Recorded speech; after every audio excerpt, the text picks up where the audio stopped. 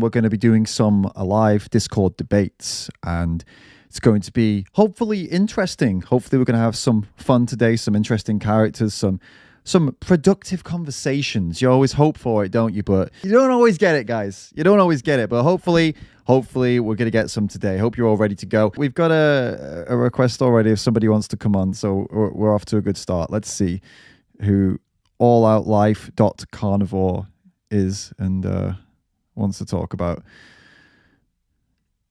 Hello, hi, yes, can you hear me? Am I good on the sound? Yeah, we're good on the sound. How you doing? Awesome, awesome. Doing pretty well on this beautiful Sunday morning. How about yourself? Nice. I'm doing all right on a Sunday evening. It is for me over in Finland. So we're at opposite ends. Yeah, I'm here in smack dab in the middle of these United States, so that's where I'm at. Cool. So the topic of this, I know that the title is more to attract people. The title, by the way, for those people on YouTube that can't see what I can see, tell me why you're not vegan. But what we're actually hoping to do is get into like a more general conversation as well as answering that question. So you've got carnivore in your name, so I'm going to assume that you're not a vegan. So I guess kick off with that question then. What did you come here for? Let's talk about that. What was your kind of aim of coming on to have a chat right now? Like, what are you hoping to get out of this? Yeah, so I was invited from a Facebook group, Vegan versus Omni. I cause a lot of ruckus in there, and so hey, why not spread my wings and cause some ruckus over here? Correct, I am not vegan, although I dated a vegan, so I was partially vegan for a good chunk of time. You're I've eating like eaten out of plant-based food and like yeah. sharing food and stuff. Yeah. Okay. Right. Been to Cafe Gratitude, been to One Veg World. Um, you know, like many people, when I was more plant-based, I thought it was for my health and I thought it was what's best for me. I see this as an animal rights discord. I was never really into it for the animal rights reason, although I'm happy to discuss that as well. But continuing staying more plant-based, my health didn't really seem to improve. My health did not actually truly have really marked improvement until I went straight carnivore 3 years ago. So I strictly eat only meat and animal-based products at this point. But I've been paleo, never really did keto, kind of went from plant-based, paleo, to carnivore, and my health is through the roof. I love it. What was wrong with your health before this? Yeah, so I had a decade of chronic severe migraines, Mm, migraine headaches that were really disruptive to life. Some like fibromyalgia like symptoms, chronic pain, right. had gone through some car wrecks, things of that nature, depression, anxiety, on and off mental health medication, chronic sinus infections, carpal tunnel syndrome. Yeah, I had a Right, whole right. gamut So of what do you issues. think was in specific? What do you think specifically is in or not in uh, a carnivore diet that is fixing every one of them? Because this sounds like, obviously, the way you're positioning it sounds like it's like there's some kind of miracle substance that either is in it or isn't in it that is fixing every problem in your life. Like, have you established what that is? Yeah, so of course, nutrition science, there's no such thing as nutrition science at all. Most of it is based on epidemiology. So some of what we have to go off of best is anecdotal, some lab results, although those are blood tests, urine tests, things of that nature. Many of our things shift right throughout the day. So some of that stuff is hard to pin down, which is why these debates typically come down to ideology. I just want to preface what I'm about to say with that. Thank you for letting me have the moment. I think metabolics have a lot to do with it. So metabolic conditions, blood sugar issues, blood sugar rises and drops, As we all know here, maybe some of us don't, if you eat carbohydrates, it turns into sugar, i.e. glucose in the blood. You have to release insulin to process out the glucose. Oh, I don't know if someone booted him or if his connection dropped. It wasn't me. By the way, it wasn't me. I didn't do that. I guess his connection dropped. He got zucked. Maybe. I don't know. That was getting interesting, but I guess if he doesn't, let's see if we'll give him a couple of, I don't know, 10, 20 seconds. I don't know, maybe a minute or two, see if he comes back. But I promise you I didn't boot him. I promise you I didn't boot him. He seemed like he's back again. Okay. Let's see if we can, if that happens again. Yeah, I don't know what happened. I think it wants me to verify or something like that. I really don't use Discord that Okay. often. But it just booted me because reasons. So it's okay. I can quickly just I'll use this opportunity to interject a bit. I'm still kind of looking for what exactly, like, you're going through a lot here, and there's a lot of information coming, and that's fine. Do you have like physical kind of, I don't know what proof, not maybe isn't the word, but like a solid kind of foundation for the things that you're saying here? Like, as in, okay, what test has proven that what is the magical thing, or the seemingly magical thing that has fixed all of your problems from this diet that you have tested anecdotally? Okay, we can talk about anecdotes all day, and it's my word versus yours, and it's really not helpful to either of us, really. But I'd like to see some kind of, because it's an intriguing and a very potentially exciting prospect to have, that you have this miracle cure for all of these issues. So if you do, what is it, and can you nail it down? And if not, then if it's only anecdotal, then I think we're best just to move on, really, onto another topic. Because anecdotes, I could sit here and just tell you a million anecdotes too, and it wouldn't, you know what I mean? It doesn't, I don't think it makes much sense to just go down that road. I'm so sorry to the person that was here earlier. Oh, I did kick you off stage. You can bring them back on, but after they change their picture, because we have a lot of minors in the server. So that's all. Yeah. They can change it, and then once it's changed, you can bring them back on. You can continue. I'm sorry to interrupt. I just had to. right. So they can they, so they're still in here. They could hear you, right? Okay. Yeah, they can change it, and then they can just hop back on. But don't bring them on until after it's changed. Right. Okay. Thank you. No worries. So I guess we've got to wait until this person changes their profile picture, because it was like a hentai profile picture, and then they have minors in here, and they're not allowed to show cartoon boobies. So we'll just wait for a second to see if that gets. I don't know if he got all of the rest of that conversation there or not. Okay, he's changed it now. Cool. He's changed it to something that says meat mosaic. Okay. Hey. Yeah. So, all right. Didn't know the rules. All good. Yeah, me neither. Me neither. It's all right. Did you hear everything I said before? I don't know when you got booted, to be honest. I was. Yeah. So, is there any one test? Okay. Or multiple no, tests. Multiple tests. It's just something, just data that we can go by here. And if not, then I think we just best talk about something else, really, because then it's just my word versus your word versus millions of people's words, and then we're all just kind of just going through trying to see who we believe more. And I don't think that's where we need to be, really. Right. And that's why I made the statement about nutrition science being very sticky, very, because the human system is an open system that's constantly adjusting and changing. And so that's why I made that first statement. Right. If you let me continue just a bit. So I think stable blood sugar has a big part in metabolic syndrome and many health conditions. And so on a carnivore diet, a strictly carnivore, your blood sugar typically stays stable the entire day. You don't have large bumps in blood sugar and very large drops. I think that has something to do with mood. We know insulin is a master hormone that controls many different aspects of the body. Now, there is no insulin test for itself, but we test blood glucose, right? And things like ketones. Sorry, I need to interject again, because I don't want to. I want to talk about specifically.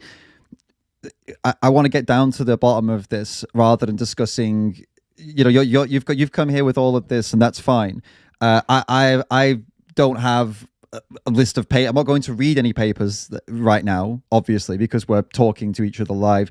I don't have any, let's say, prepared information for any kind of discussion like this.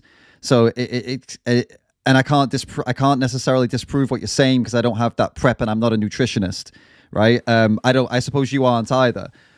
So my point of what I asked you earlier about this, do you have something specific, like some kind of test the before and after, is because I wanted to figure out your specific situation and see if there's some, because you said that plant-based diet didn't make you any worse, didn't make you any better. That's fine. But now you're saying every single problem you've ever had has been fixed by this diet, but that you don't have the kind of specific reason why. It's all just, it's anecdotal. It's kind of what you think is right or wrong. And that's what I'm not really, honestly, I don't want to be rude, but I'm not really interested in, because I'm not a doctor. I couldn't tell you if you're right or wrong. I can't sit here and say everything you're saying is total BS. I could speculate that it is, but I couldn't sit here and tell you it is or isn't, because I'm not a doctor or a nutritionist, right? So the reason I was asking is I wanted to get to the bottom of is could you have had those same results with a plant-based diet? And the answer is you don't know, because you don't know what actually made you better on this diet. You're only speculating.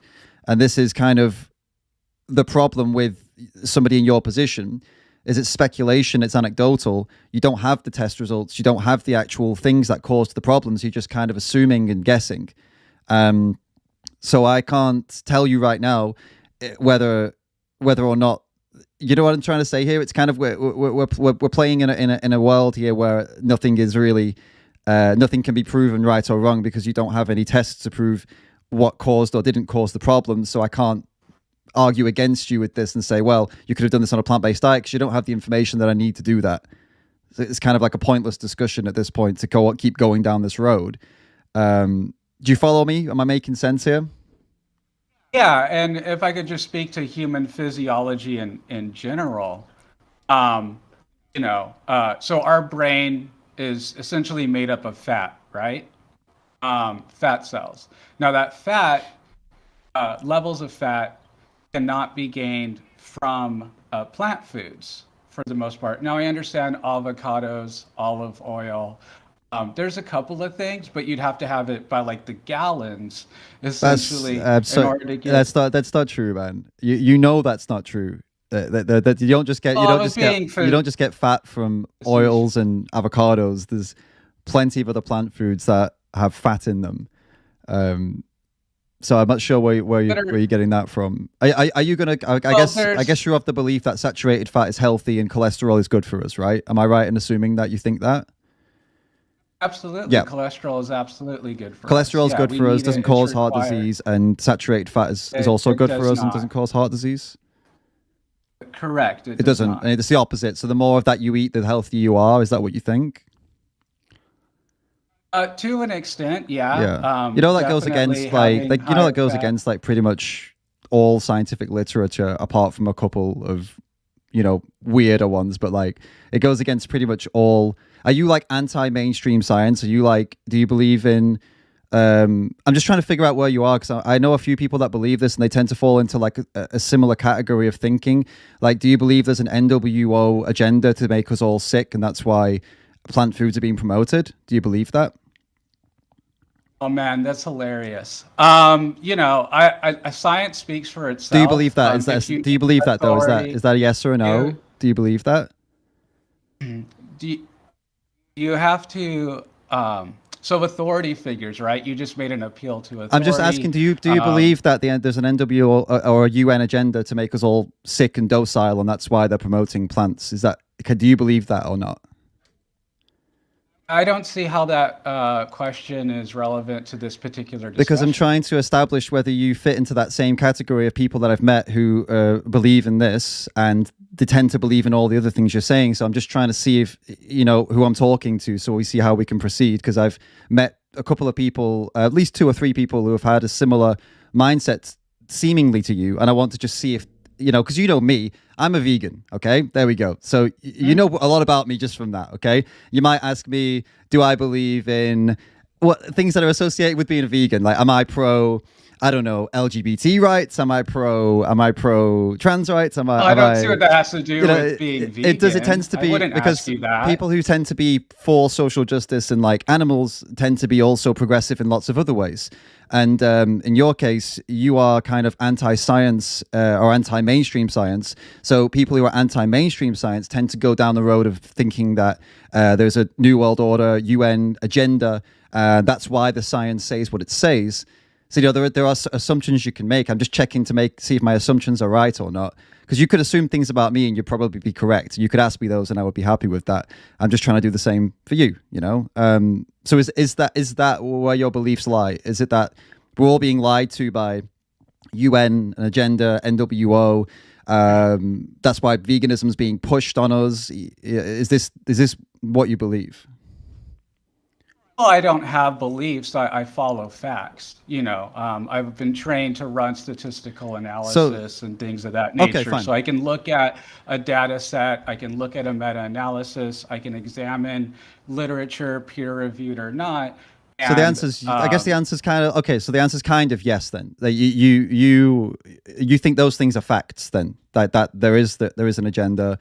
What I said, it's not a belief for you, it's just the reality then. Is that fair to say?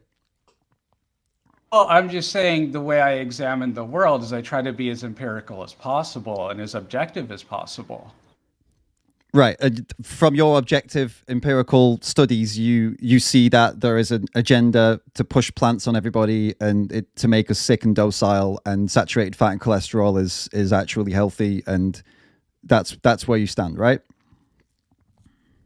Well, I mean, I just think there's a few particular things. Beyond Meat Burger continues to get financial losses since it's come out, and yet they're still able to stay in business. That money's coming from somewhere. There doesn't seem to be enough consumption of these products. Now, I understand that's not, the entirety of vegan food.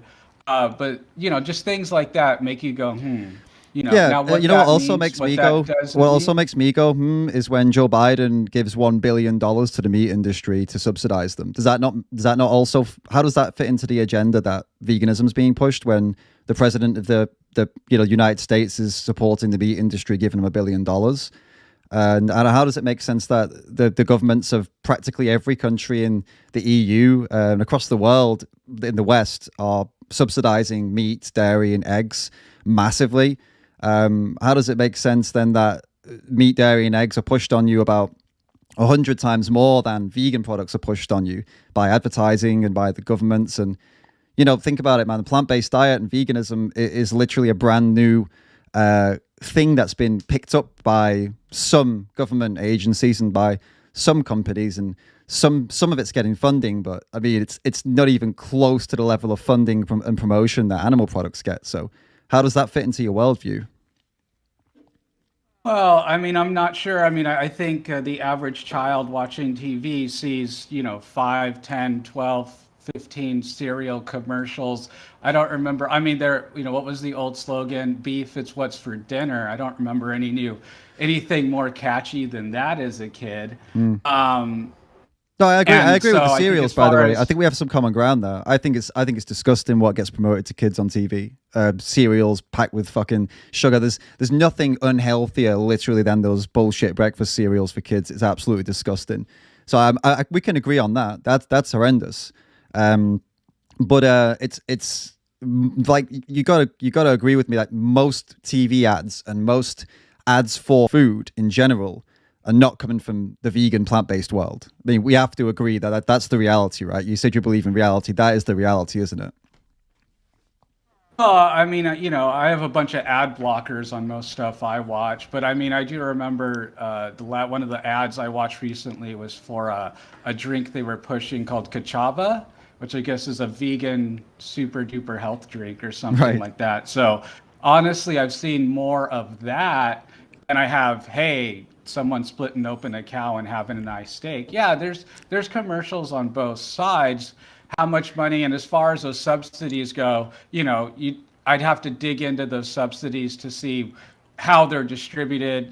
Some of that could have been mixed into the corn subsidies for the feed and things like that. So in what way? And I'm an ANCAP. I want no government at all, and so I'm against all subsidies and all taxes. Right. And so yeah, support your local farms. I think growing your own. I'm getting a couple cows, to have my own food here in the next couple of months. So, yeah, I think me and you probably agree on that side of being self-sustainable and less reliant on big corporation and big government. Yeah, yeah. I don't see necessarily a problem with buying from big corporations. I think this is another kind of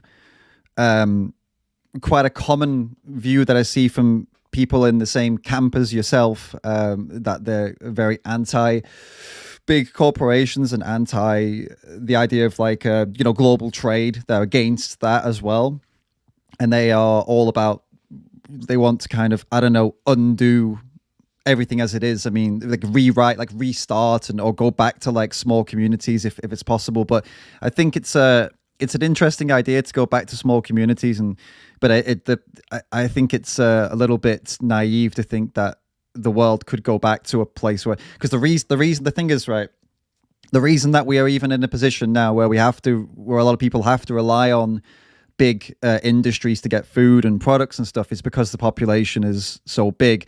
The only way to go back to a world where that isn't the case is to reduce the population. And I don't know about you, but I don't think that's I don't think that's practical. And I don't, who decides who decides on which population, which part of the world gets reduced, and who gets killed, who gets taken out, and we came through a trap door when we entered into like big industries and stuff. We started being able to give more people food security, and then we ended up we can't go back now, right? Too many people rely on the big systems in place. So your idea, although seemingly of going back and growing your own food and having your own, it sounds kind of nice and it's romanticized, but it's not viable for a huge population.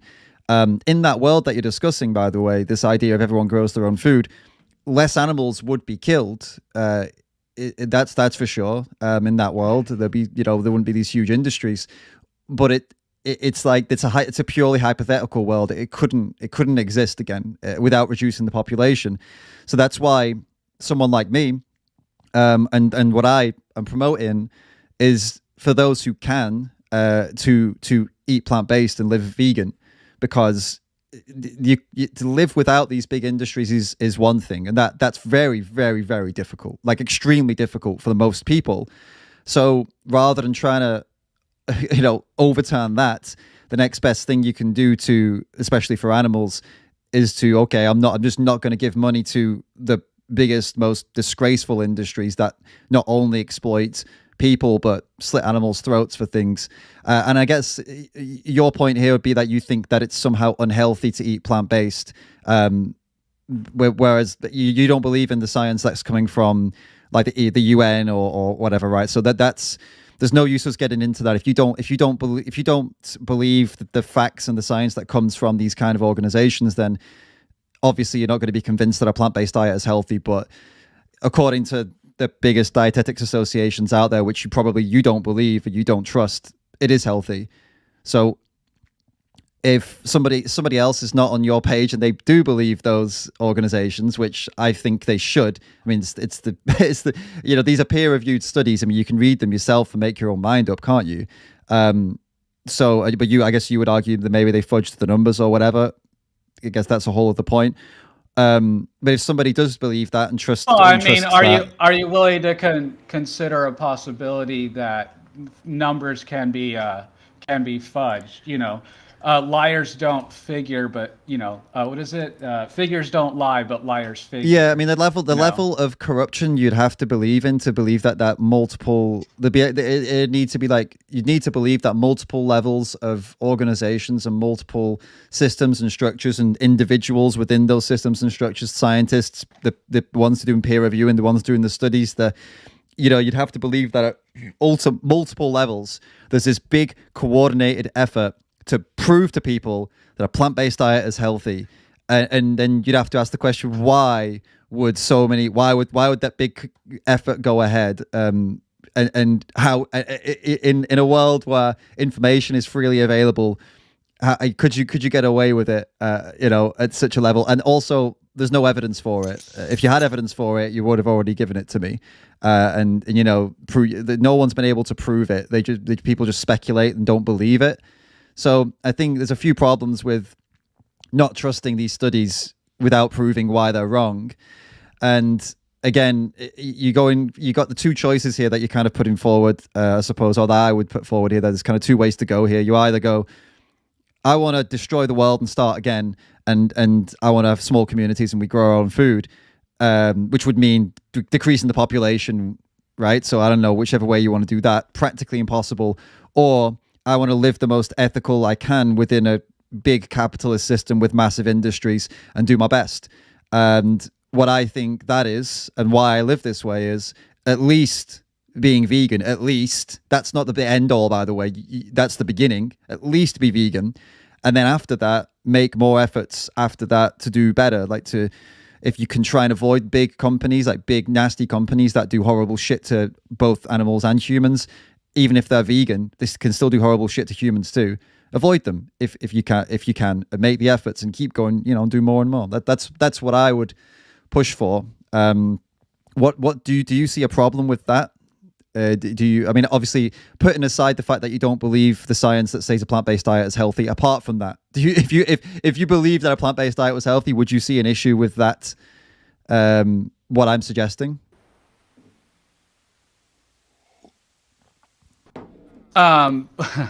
Well, just keep saying science, doesn't strengthen your argument. I'm just going to throw that out there. Well, I mean, you don't believe it. You don't believe in science, though. I mean, there's like I don't want to pull studies out. I don't want to pull studies out. But science is very exact. You have to control variables. Yes. You can't do like surveys. I mean, it's a very rigorous process. And there've been very, very rigorous, huge meta-analyses of on plant-based diets. A meta-analysis is not rigorous at all. I mean, meta-analysis is just grabbing a bunch of other people's analysis and hoping that their analysis is also correct. Right. It should be double-checked and cross-referenced and all that. Yeah, but that's what I'm trying to say to you. I'm not going to sit here. I'm not going to try and start citing papers at you because it doesn't help you. But I can, and I suppose when I post this video up, I'll put a lot of papers underneath in the description for those who do want to go and look. But look, the end of the day, there is a lot of data, and the reason I keep saying science is a vague term is because I didn't come here with a list of papers to cite off. That's why I'm saying science as a vague term here, and I'm not specifying which specific science I'm talking about. But what I'm saying is that you're writing all of it off if it comes from a certain source. You're writing it off to say if it comes from like UN. That's not what I've. Okay. What I've said. So what did you say then? Yeah, correct me, please. What did you say? I've just simply said that anything should be, if you have a buddy or someone that does statistical analysis, that's trained in that, hey, have a few of those people take a look at it. Yeah, There are, and there are vegans who are trained in this, who spend a good chunk of their lives looking into this, and they've. Now, would those people have a bias, though? Well, no, they became. Now, my side might also. There are people who literally became vegan because of having training in statistical analysis and doing what you're suggesting they do. One of them was for environmental reasons. I can't remember the name, but there was a guy looking into the environmental impact of animal ag, and he went vegan during his studies on it, and this is, this happens a lot. There are many doctors and many medical professionals who go vegan whilst researching what the things that vegans talk about. So it's not, I'm not trained in all of this, but people who are trained in this, it's not like they go vegan and then they just apply biases to it. There are a lot of them that went vegan because of doing what you're saying to do. It didn't work for you, obviously. I don't know what you saw that they didn't see, or this is what we're what we're trying to figure out. They obviously put, for them it was factual and the data was enough. For you, it wasn't, for whatever reason. I don't think we've really established that exactly, other than that it seems that you have a bias maybe against the mainstream kind of science coming out on this for some reason, or what exactly is it? Because I asked you earlier if you believed in a UN conspiracy to make us all eat plant-based to make us sick, and you kind of skirted around it a little bit. But I feel like is that where it's coming from? Are you just very critical of anything that's coming from specific sources, or is there something else I'm missing here?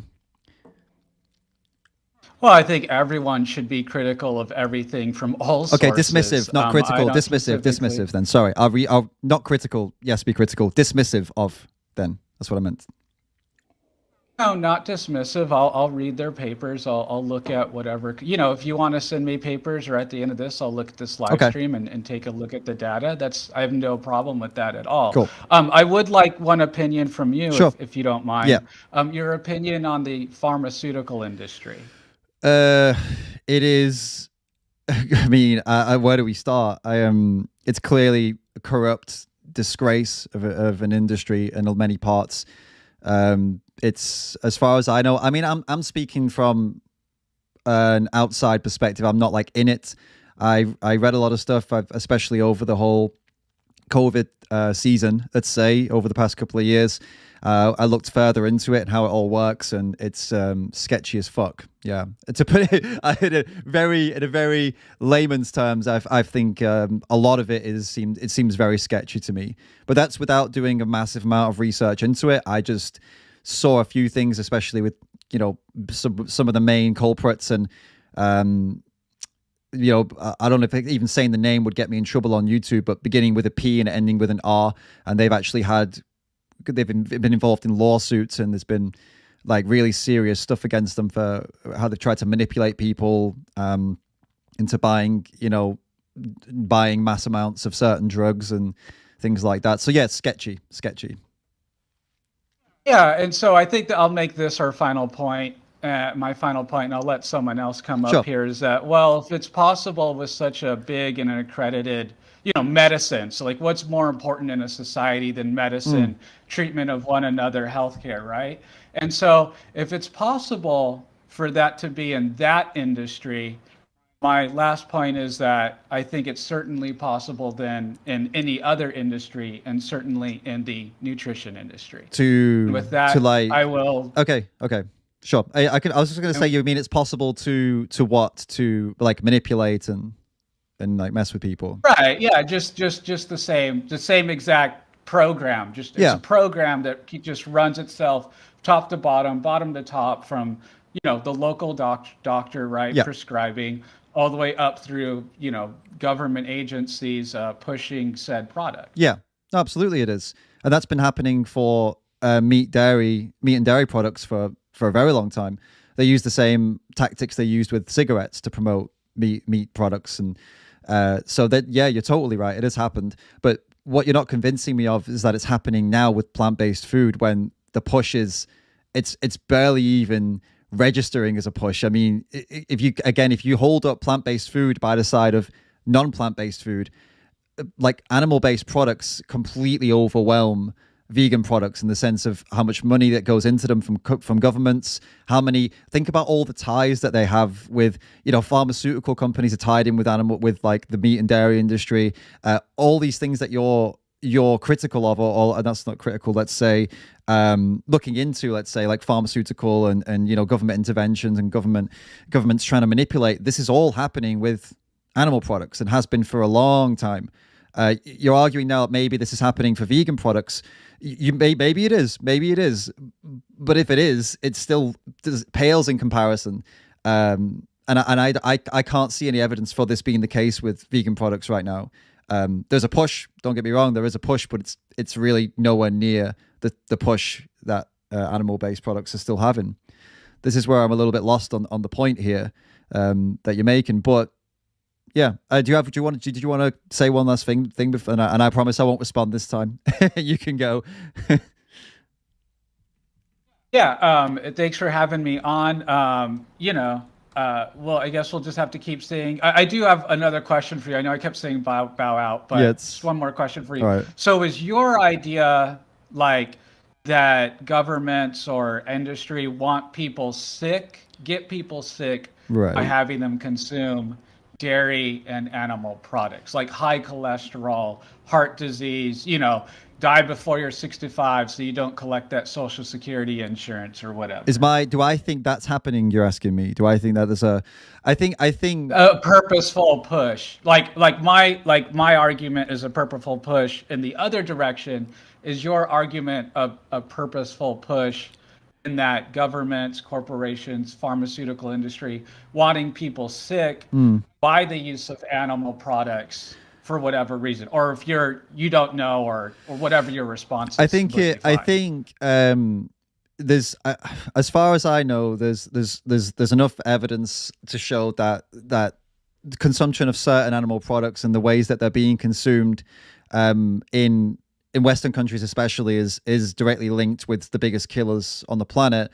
And I think that pharmaceutical companies definitely benefit from people being sick and dying. So I think it's in their best interests to keep people sick and dying.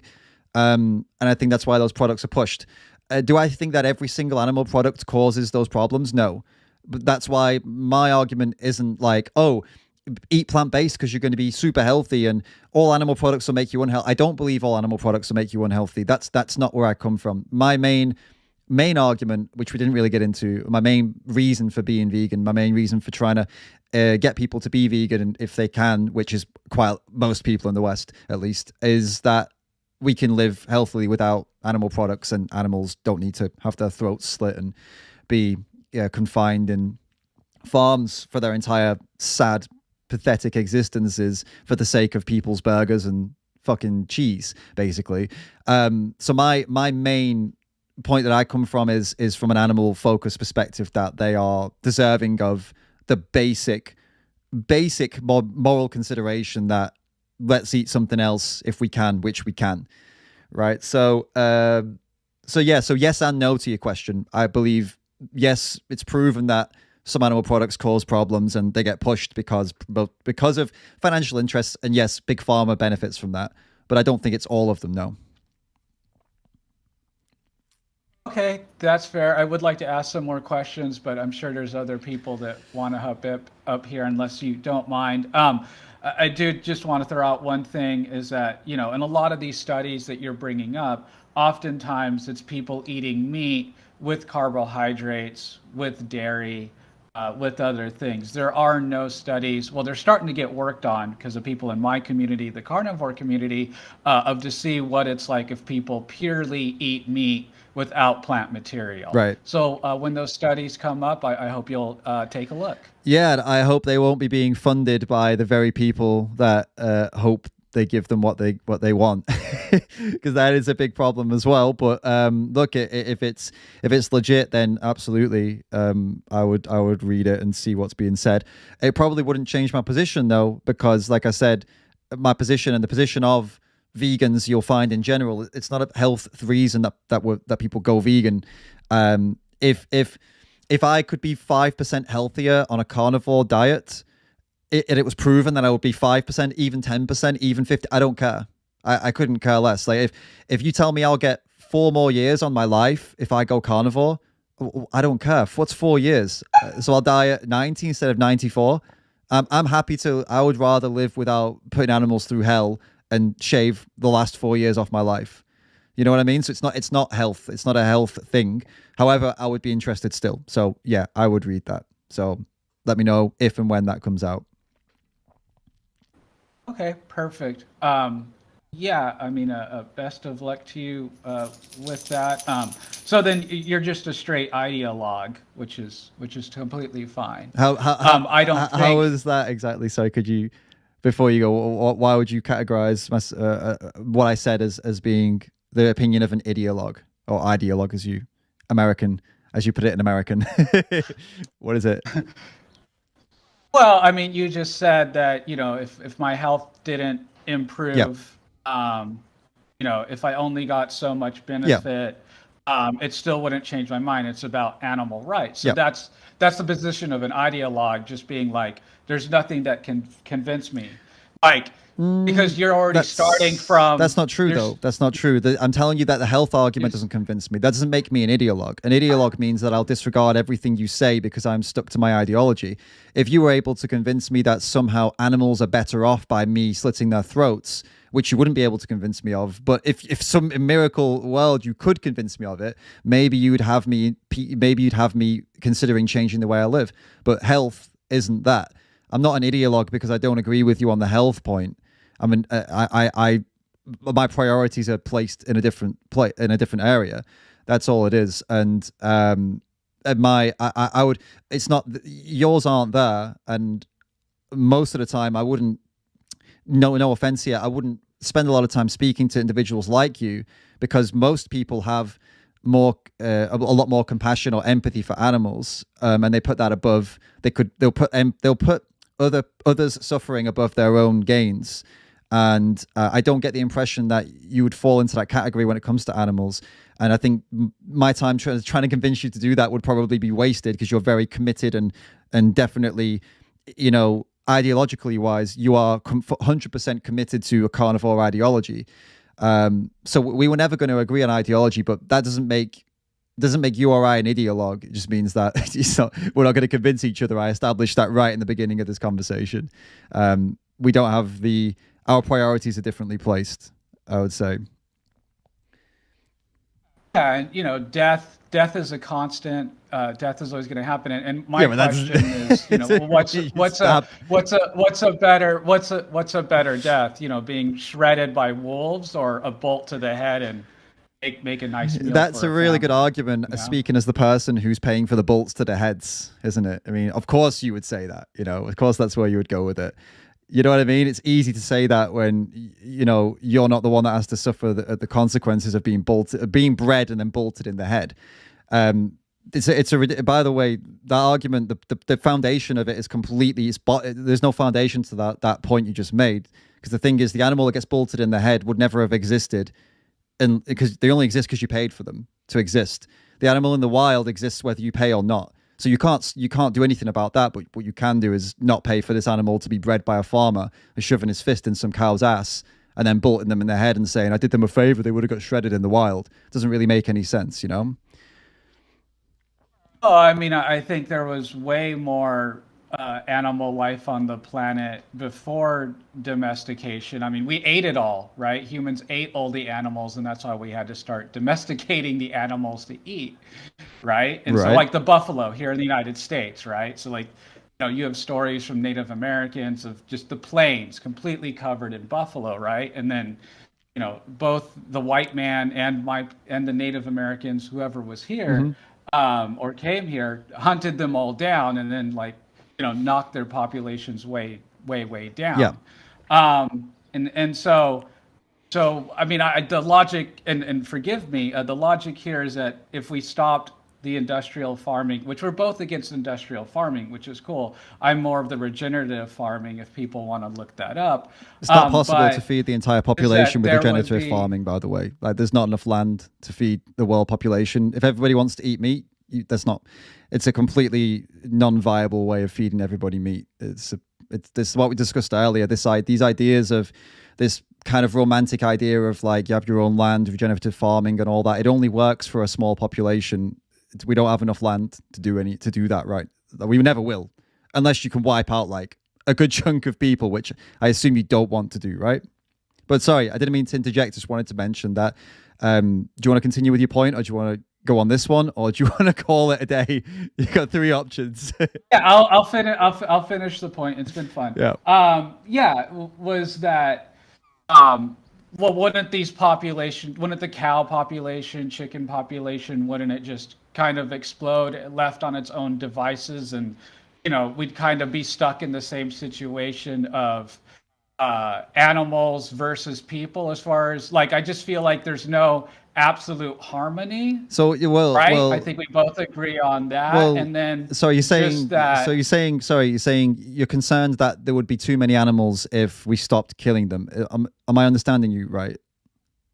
well, we have those overpopulation issues, and we've completely messed up by introducing certain populations on certain continents that don't belong there. We've messed up that way as well. There's a huge pig and hog problem in Texas. I know, I know. Where people are literally gunning them down with attack helicopters, which I don't think is very ethical, even in my opinion. Oh, we can agree with that. I think we can agree on that. That's insane. I think, look, the idea of, okay, we destroyed this planet. We messed with all these animals. We selectively bred them and genetically modified them and domesticated them.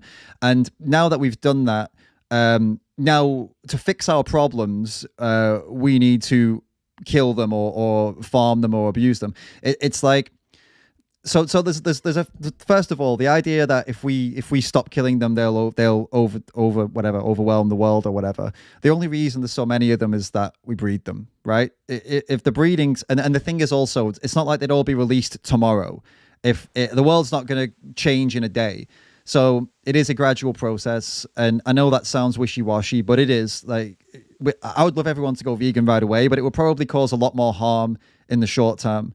Actually, I don't know whether there's an argument to that. Actually, somebody could work this out. Like, if everyone went vegan tomorrow versus if everyone went vegan in 12 months, which would cause more harm? You'd think the 12 months would cause more harm, but actually maybe going vegan tomorrow would cause more harm because all the animals would be released and it would be a fucking mess, right? Who knows, right? That's something I would like to look into a bit further. But the point is, as it stands, the hypothetical world where everybody goes vegan in a day, it's not going to happen. So what we're left with is it's going to take time, a long time. And over that time, as less and less people demand animal products, less and less animals get bred. So your idea that this overpopulation of animals would come about, it's not going to happen because they wouldn't be being bred anymore. There wouldn't be this crazy explosion because there's so many of them. The domesticated versions of these animals wouldn't exist in the ways they do now. I mean, domesticated animals in farming over like there's, I don't know how many there are compared to humans, but it's a lot more like existing. I mean, when it's like upwards of 60 billion that are killed every year, think about that. That's only happening because they're being bred. That's not a natural occurrence. So that would stop. And this idea of overpopulation, I don't see that being a reality, to be honest with you, because the breeding would stop. The intensive breeding would have stopped. That's the reason there are so many animals, domesticated animals. So I think that's not really a concern, unless you somehow figured out a way to make everybody go vegan in a day. Then that's a massive concern, and we need to do something about that, because that would be a huge problem. But that's not going to happen, I don't think. Okay, I think that's a good stopping place. Thanks for having me on. Cheers. And if you ever do another one of these, I'd love to be on again. Cool. Take care. Thanks. Enjoy your stream. See ya. Bye-bye. Cheers. Cool. I'm just going to fix this little screen here. I see we had a super chat by Hexproof Anarchist who says, tell this guy to look up DISL Automatic. He's an anti-NWO rapper who's also vegan. Also look up Guidance, Guydenc, another rapper from the UK. Thank you, Hexproof Anarchist. Got some good advice there for this dude. Hopefully he checks those out. He's still in the Discord. So let's see. That was interesting, huh? I think it was established early on that I don't think we were going to change each other's minds, which is why it went the way it went. But still, it's good to talk and get these, just to have a discussion like that for the viewer. I think it's more important, not necessarily for the person you're talking to. I think you've got to establish in the beginning of a conversation which kind of conversation you're having. All right. I see there's a vegan queuing up, but I think green means vegan. I'm sorry, Oat Milky, but I'm here to talk to non-vegans. So I'll come back to you later if nobody else comes up, but I'm not going to bring you on yet. All right. I'm just letting you know so you don't get annoyed with waiting. We're going to bring on somebody called Eat at Joe's. And let's check the screen here.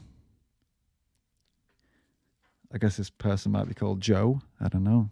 Hello. Hey. Hi. Been a while. Hold in. Sorry? I said it's been a while since I've spoken with you all, about 4 or 5 months. Oh. Anyway, enjoy the talk. Dude, it's I'm sorry, dude. You're I don't know what's going on with your mic. It's really hard to understand because like sounds like you're really far away. Are you on loudspeaker maybe? Yeah, let me try something else. Let me try another Bluetooth. Stand All by. right, okay, cool.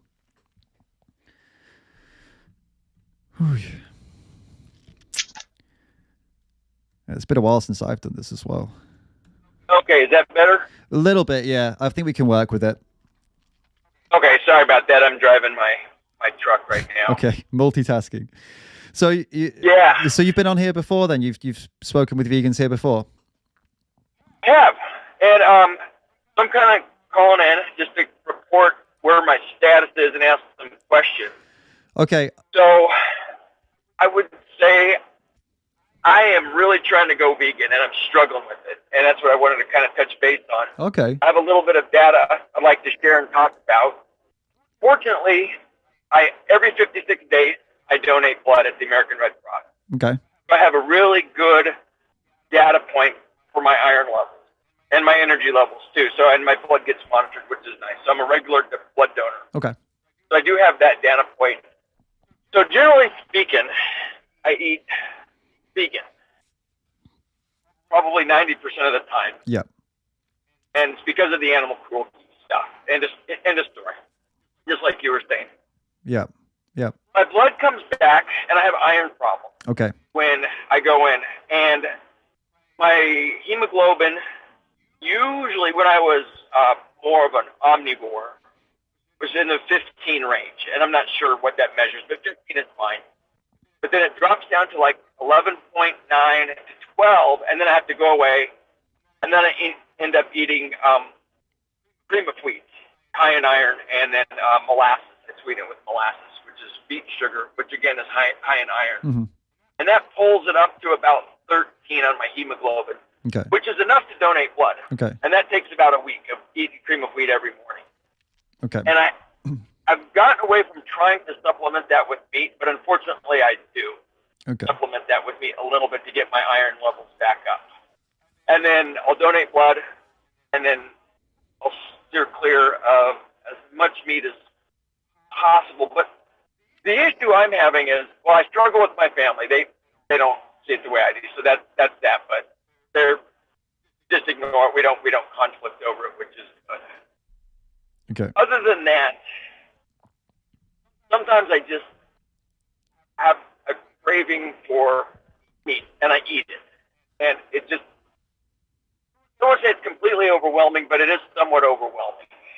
And I break down and I'll eat a burger or something of the sort. But that'll be it. And I won't eat any other meat for a week or 2 or if not 3 weeks until I kind of get back in that scenario. So that's something I'm struggling with. And the other thing, too, that I've noticed, I exercise regularly. I have a dumbbell. And the dumbbells are fixed weight. So I have 35-pound dumbbells, I have 20-pound dumbbells, and 15-pound dumbbells. And that's what I have. Yeah. So I do feel a difference in my strength with my 35-pound dumbbells when I'm doing particular exercises. After a while, I do notice a decrease and it's difficult for me to lift the dumbbells and do my exercise routine. And then again, I'll have that breakdown moment where I eat meat, and it makes that, it kind of fixes that. Sometimes I'll even eat meat for maybe 2 days a week. So that's the struggle I'm having right now with it. And what could I eat that would give me more energy? Right now I'm eating Brussels sprouts, broccoli, potatoes, red potatoes, nuts. I have almonds, and walnuts, and oatmeal and cream of wheat. And that's 95% of what I eat. Yeah. Yeah. So that's just my data. So that's where I'm at on this thing, and I'm trying to get to the 100%, but for me personally, it's a difficult journey. Right, I understand what you're saying. Okay, so first with the iron thing, like I'll just tell you that you're talking at the moment to a YouTuber, right? A vegan YouTuber. So you're not talking to a dietitian or a doctor or a nutritionist. I just want to be clear with you here. Like I'm the dude that makes videos on YouTube. I try and do a lot of work, a lot of research. I make some funny videos. But I'll do my best to answer these questions, the ones that I could actually help you with. So iron wise, look, I don't know what exactly your diet is like, and I wouldn't want to go into each individual part of it because, like I said, it's not my place to get involved in your diet, but I can point you in the right direction of people that can get involved in your diet, people who are qualified, who can help you ensure that you're getting what you need. If you can write this down, maybe there's something you could come back to. There's a page, it's totally free. It's called challenge22.com. Okay. So those guys, they do like recipes and they do nutrition stuff. They have nutritionists and dietitians, and it's all for free. And these guys can actually answer your questions directly and give you proper advice and based on where you live and what things you have access to, and they can help you figure it out.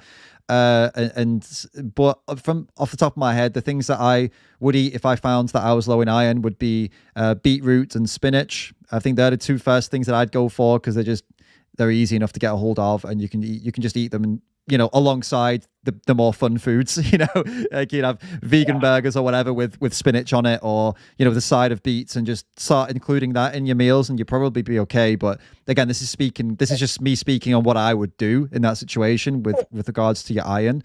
And then the other stuff I can give you more of an opinion on, I think, with the fitness and the kind of craving side of things. So honestly, from the way you're talking, and I feel like you're potentially fallen into a bit of a trap that a lot of people fall into, where it's like a hyper focus on how you feel and kind of almost like a placebo, because there's all this negative press about, plant-based diet will make you sick, it will make you weak, you'll be less of a man, and all this bullshit that goes out there. I think it without actually doing any kind of test, apart from the iron, obviously, without doing any kind of test, you're kind of just going off how you feel. And of course, you're going to be paranoid because you're changing the way you eat. And of course, you're looking for any tiny little thing that might be caused by not eating meat, when it actually could be caused by you just got up, you had a bad sleep, or you didn't drink enough water, or you just don't feel very good today. Like that happens. I mean, when you were eating full meat every day, you had those days where you felt weaker at the gym, didn't you? You had those days. You had days where you woke up and you felt tired, and that was when you were eating just what you'd eaten your whole life. So my point is, these things are still going to happen to you when you're eating plant-based. It's not like the plant-based diet makes you 100% every single day for the rest of your life, So I think it's important to be like realistic on this and realize that like it could be paranoia, or it could be that you're not eating enough. It could be that you're not getting enough calories. It could be that you're not getting enough protein. So that link that I gave you, the website challenge22.com, those guys can make sure you've got the nutrition down. And that way you can be comfortable knowing like, okay, I know I'm getting the nutrition. So, maybe it's something else that makes me feel weak on certain days or whatever, because, it doesn't, if you're hitting all your nutrition and you're hitting your calories and you're eating properly, there's no reason that a plant-based diet would make you weaker. It doesn't make sense because you're still getting protein, you're still getting everything that you would need. And the cravings thing, one last point there, your cravings point, that is, in my opinion, explained by just the fact that you've eaten something your entire life and then now you're not eating it. You're going to crave it, man. Like, it's going to happen. It's going to happen, dude. The same way if you drink alcohol your whole life and then you try and quit drinking, every bottle of beer is going to look like it's the best bottle of beer in the world because it's something you want. You're used to it. But the reason that you don't want to eat it is because the burger is because you know what happened before that and you didn't really pay attention to it before. So now, you have the craving, but obviously the craving is not as important as what happens to that animal. And I would just say, you just got to really remember that if you can keep that in your head at all times, like what happens to those animals is not worth it. It's not worth it. My craving is nothing. It's not. Right? I think about that. Dude, I know you do because you're obviously you're not a selfish asshole, and I can see that. Like you care. I'm serious now. I'm sorry to say it as it is. I'm sorry, thank you. and I'm sorry to swear in the Discord, but I can see that you seem empathetic. You seem like a good dude. So I know that you're trying here, and I think, dude, just keep that in the forefront of your mind, man. There's nothing more important than that at this point. Like, what else in your life? Tell me this, right? Is there anything else you do in your life that results in a life or death of someone else? In fact, my job is specifically protecting life. That's what I do. You protect life. What do you do? I work for the federal government. I'm an aviation safety inspector. I do everything possible to keep the national airspace system. That's awesome, dude. So okay then. So you do two things, two things on a daily basis. Yeah. There's two things you can do. One of them is your job, and the other thing you do 3 times a day at least. And these 4 things you do, let's say 2 things that you do, 1 3 times a day, 1 for your job, are directly resulting in the life or death of others. Right? You're a rare person. Most people don't even have a job that does that, but you do, right? So you know what it means to make life or death decisions. This is also a life or death decision. Every time you choose what to eat, it is a life or death decision.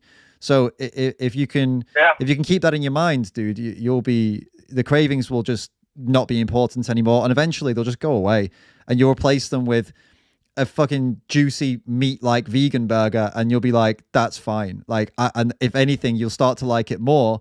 Because, dude, there's no, you don't need to feel bad. Like, oh, an animal, what about the animals? You can just eat something that's thick and juicy and like meaty and not have all of that guilt that comes with it, if you eat a vegan version. So you can still have the best of all worlds, You don't, it's like, you don't need to give up tasty food and stuff. You just got to make an adaptation, man. That's all. Yeah.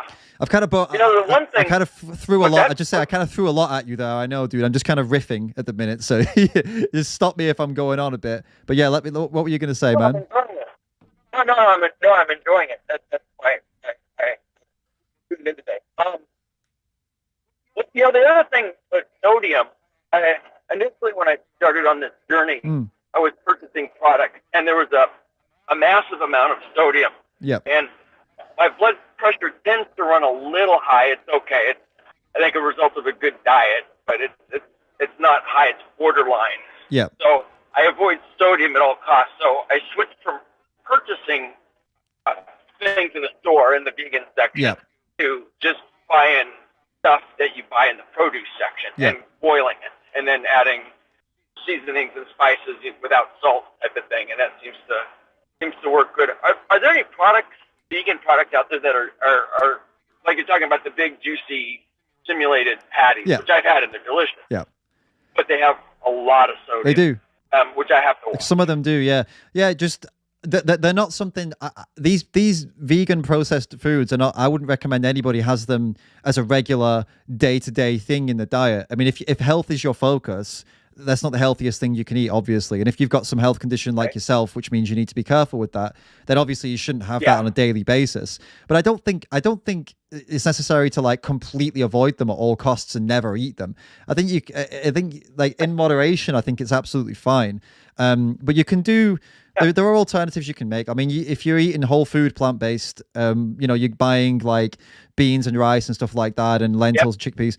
You can make bean burgers are pretty awesome, dude. Like I'm a big fan of bean burgers. They don't have like a, like kind of thick, juicy, meaty thing to them. They have definitely a vegan burger. Don't get me wrong. You're not going to get a meaty vibe from it, but they're pretty awesome. And also you can get, there are certain mushrooms you can get where if you cook them right and then you pull them apart with like kind of they turn into like kind of like a pulled chicken kind of texture, and that's just mushrooms, dude, just spices and mushrooms. I think it's like you can get like I think it's like shiitake ones or a few other types. You could eat, if you check on YouTube some of these, like just YouTube like mushroom chicken, and you'll see people making it. That's pretty nice. I mean, it's not gonna. I mean, obviously mushrooms don't have like loads of protein, so it's just purely a taste thing that you're getting out of that. But the beans is good though. Beans have a lot of good nutrition, so bean burger's pretty sweet. Yeah, there's tons of. I guess if you don't know, it seems like hard, right? But once you start looking into this and especially using something like Challenge 22 or getting on YouTube and putting in like make your own vegan meats or meat substitutes, you'll find people do crazy stuff with vegetables, man. They do crazy shit, and some of it's really cool. So yeah, but I wouldn't just completely do away with the processed vegan foods altogether. If it's what you enjoy, just do it sparingly as a treat. Like I wouldn't recommend anybody eats like 3 Beyond Burgers a day or something like that. I mean, you're going to be sick. It's not going to go well for you, right? Right.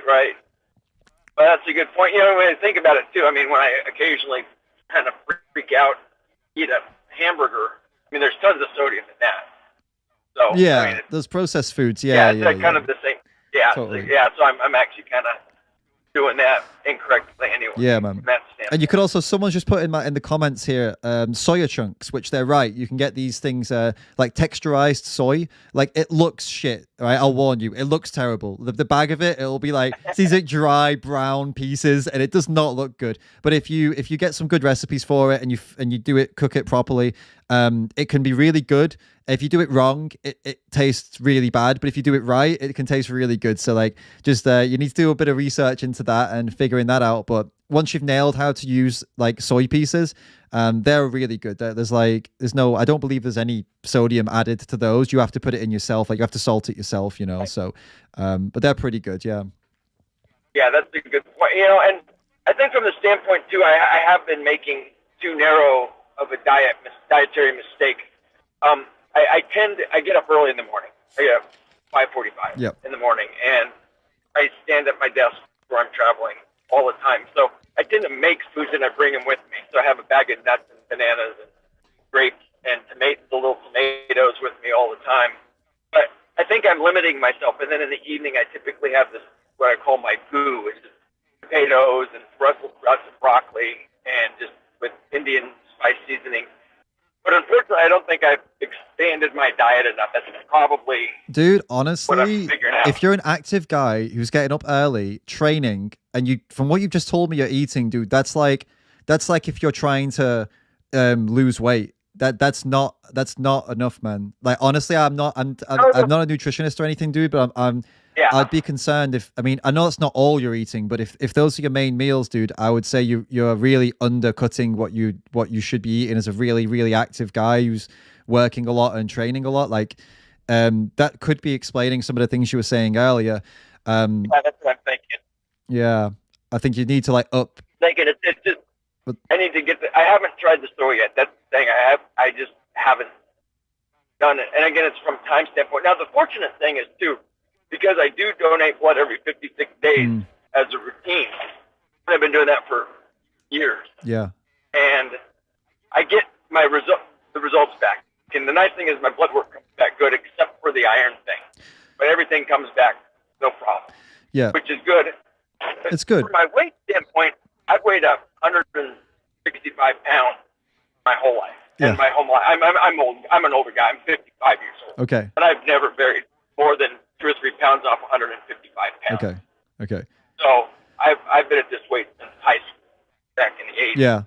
Yeah. And I'm at one. So, but which is good. But like I said, I think I'm missing pieces of my diet. Dude, you need to get some, like, I would say, like, get some lentils in there, man. Get some chickpeas in there. Get some. Yeah, I'm not doing that. Dude, you need to, man. Get some nuts. Get some seeds. Peanut butters. You know, nuts I got. Nut butters, stuff like that. Like, I think what you're eating right now is good for, like, people do this kind of diet that you're doing, where it's just vegetables and not really much else. They do that for like a detox, but right. you still need to be getting, like, your big calorie, where your calories coming from, man. Like, if you're not putting nuts or seeds or chickpeas, lentils, or any kind of, calorie rich foods in there, then no wonder that you might be feeling tired sometimes, man. Maybe it's just you're right, because I haven't been up, and I haven't, again, like I said, and it's been just a matter of,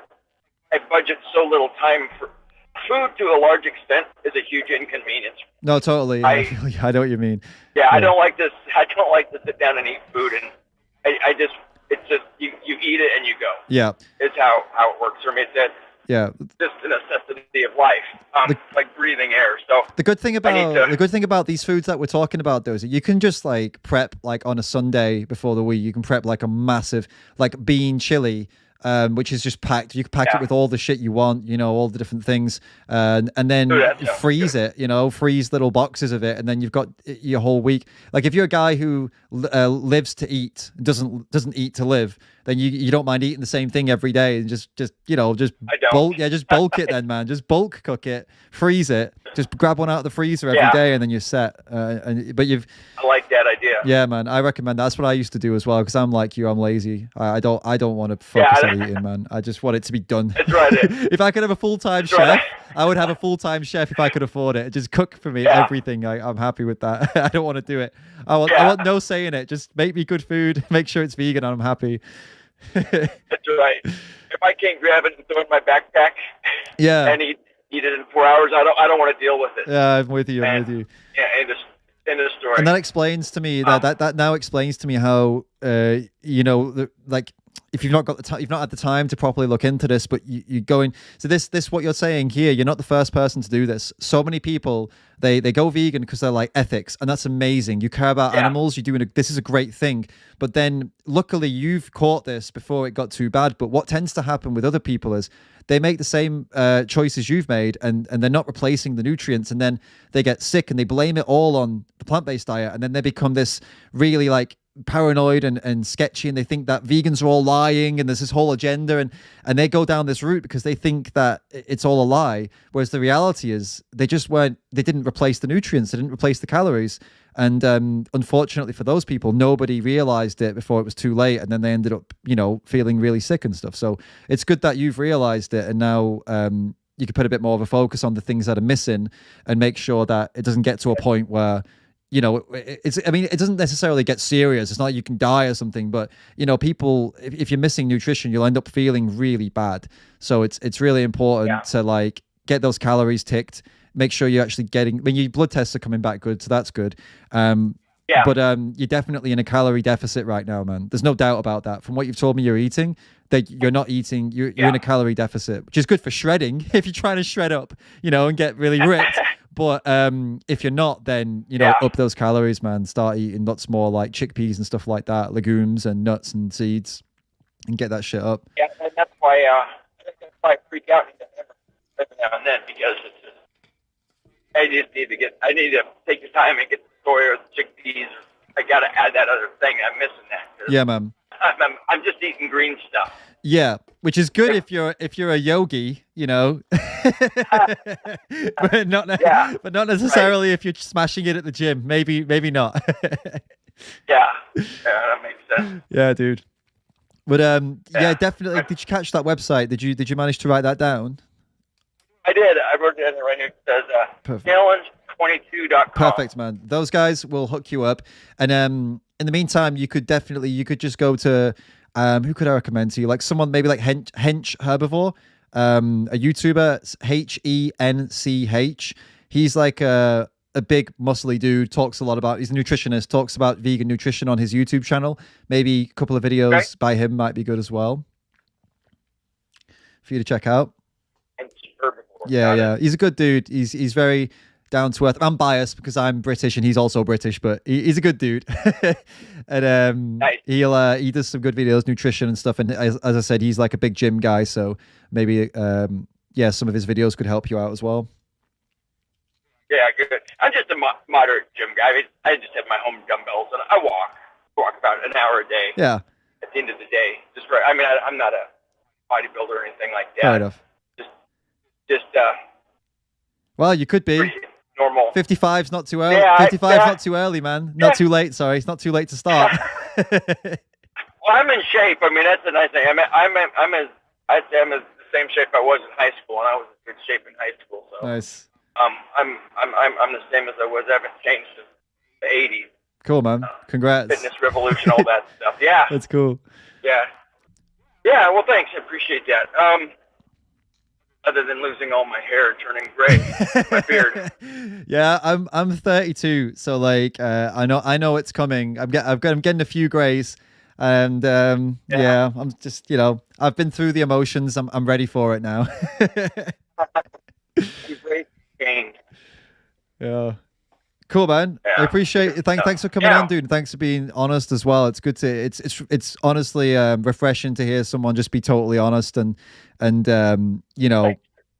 be prepared to like bring this stuff up and look for help. So many people just go on and don't look for help. So it's good that you did, man. And this server's always going to be here. So definitely just keep coming back if you need to talk again or if you need some more pointers or anything.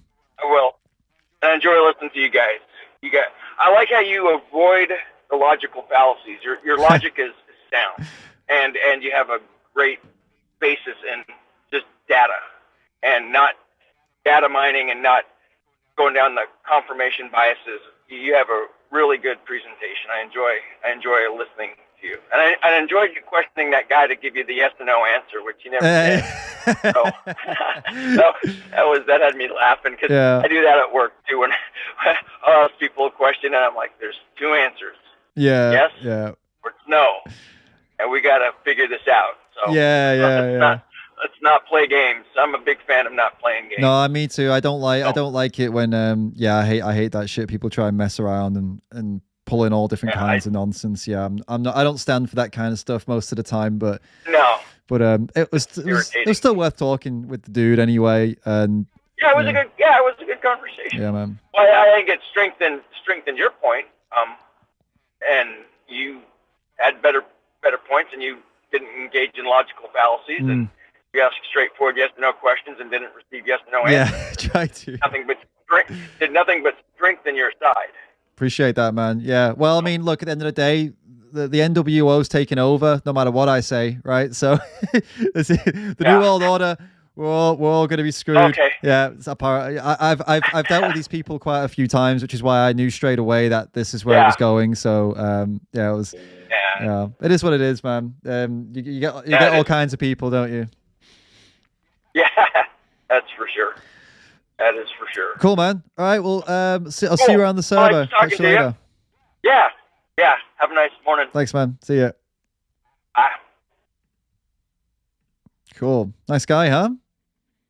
It's reassuring when you come across people like that. I think you kind of forget sometimes with doing this kind of job, this kind of work, talking to people about veganism, that actually there are nice people out there who give a shit and actually aren't just looking to cause trouble or troll or what argue for the sake of arguing. It's always reassuring to see people out there who are genuine. We've got someone called Quag is not vegan, so I'm going to assume this person is not a vegan and that they're called Quag. Hello. Hi. Are you Quag and are you not a vegan? So originally that name has been changed. It was just originally Quag, and that has been changed by admins. I have been on the server multiple times.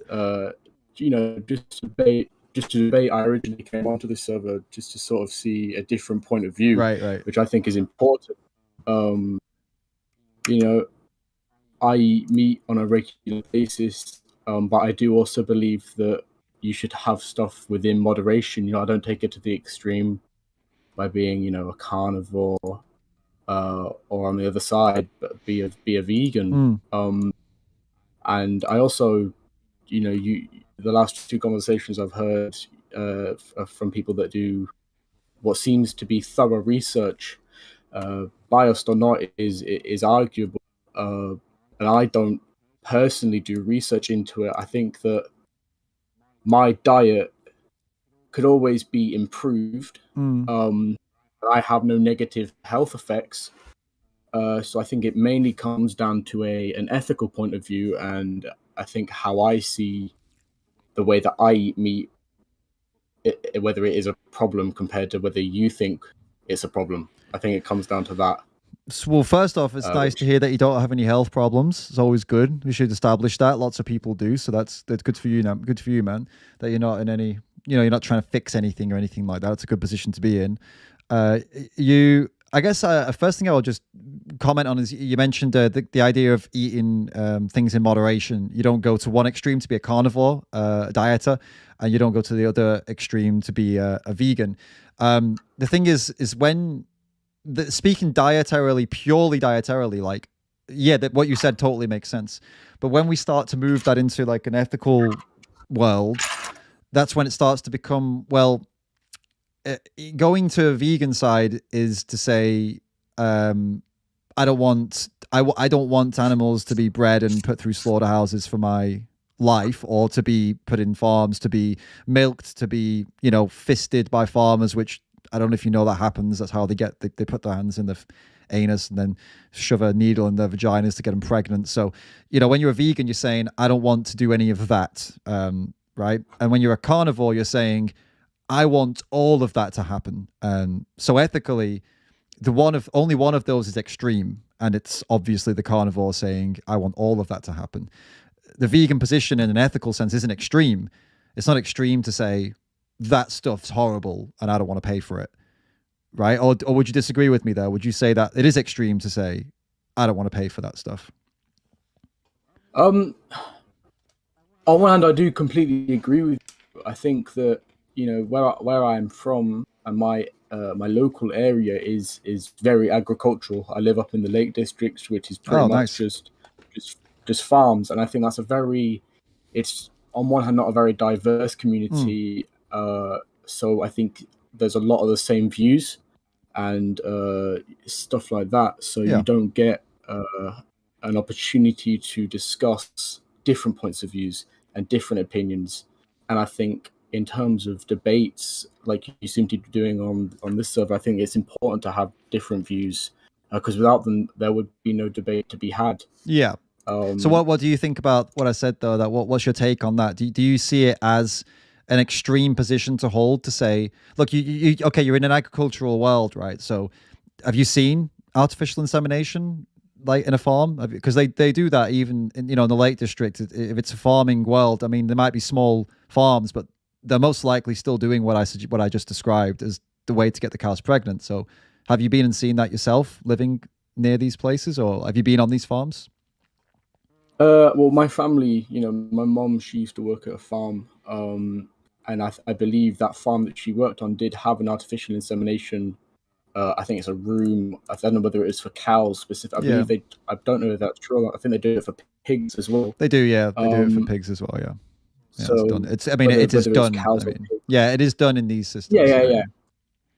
So I'm not ignorant to the fact that it exists. Mm-hmm. I'm not truly knowledgeable about the ins and outs of it. It's just, do you think it's extreme for somebody to say, I don't want to pay for anything like that? Like they say, I don't want to fund farmers shoving their hands inside animals. I don't want to fund, if they're not doing that, by the way, what they'll normally do is they'll tie a cow up, or they'll put a cow in a rack that holds the head, and they'll let a bull like do her from behind, basically, while she can't get away. So that's the other way of getting them pregnant. So they're the only two ways that they'll breed them. And then obviously when all this is over, they'll either milk them or they'll kill them. So if somebody says, I don't want to pay for any of that, I'm all right, I'll just eat the plant-based food instead, that do you consider that to be an extreme position?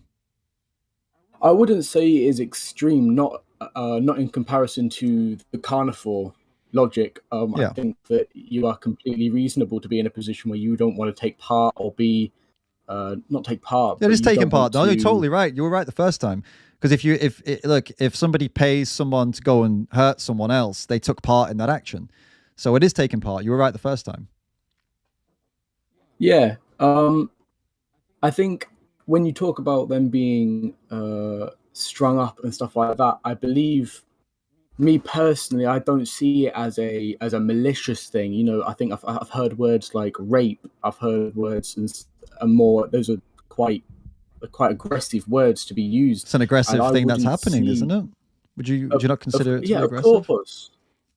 I would say itself is aggressive, but I wouldn't say that I wouldn't. It's hard to say. I understand what you're saying. So the word rape has baggage, right? You're saying the word rape has baggage. I get that. It comes with a lot of emotional baggage, and human emotional baggage is very much associated with humans. What you could call it. Yes. Yeah, I get you. I mean, the alternatives, though, the reason it's used by a lot of people is the shock effect impact of it, of course, but it's also because it's accurate. Yes. It is accurate. I mean, then the alternative you could say is what you could say sexual exploitation. You could say abuse of their sexual organs. You could say forced impregnation, which is actually kind of lame. It's like a soft way of putting it. I think that's like a really it's too soft. It dampens down, isn't it? But you could call it, you know, abuse of their sexual organs is what it is, right? And if we said a woman had her sexual organs abused by a man, most people would say, do you mean rape? But then we say a cow had their sexual organs abused by a man, and apparently it's offensive to call it rape. So do you understand that I get your point, and it makes us feel uncomfortable, but at the end of the day, it's not inaccurate, is it? Right? That is what's happening to, if a cow has her head stuck in a machine that holds her head still, and then a bull's brought in, and then usually the bull's encouraged to jump on, but it doesn't take much encouragement because the bull's obviously there for that reason. They've got him already and stuff. I mean, what if that were between humans, it wouldn't even be a question that it is rape, right? So, and if a farmer was shoving his hands inside a woman against her will, again, to impregnate her, I mean, you know, the words we would use, it wouldn't just be the R word. It would be way more than that. We'd call him all kinds of names, wouldn't we? We'd be like, you're a this, you're a that. So I guess the point is I understand why you would see it as offensive, but when you break it down, I mean, it's accurate, right? I mean, or do you disagree? Do you disagree with that? I wouldn't personally. I don't find the word. I wouldn't in that context. I don't find the word offensive. Right, you know, I don't get triggered by that sort of thing. But I think what it boils down to is the line between when it happens to humans as opposed to whether it happens to or animals. Right. Whether we contribute the emotions that we give to humans to an equal judgment and equal behavior towards animals, and I think that is where we're at. So, can I ask you a question then? So, I mean, for you to respect an animal, or let's be very specific. So, for you to respect a hamster, do you think to respect them enough, let's say, to not hurt them? Like you're not going to hurt them. For them to get that level of respect from you, do you need to treat them exactly as you would treat a human for them to get that level of respect, or do they have that even though they're a hamster?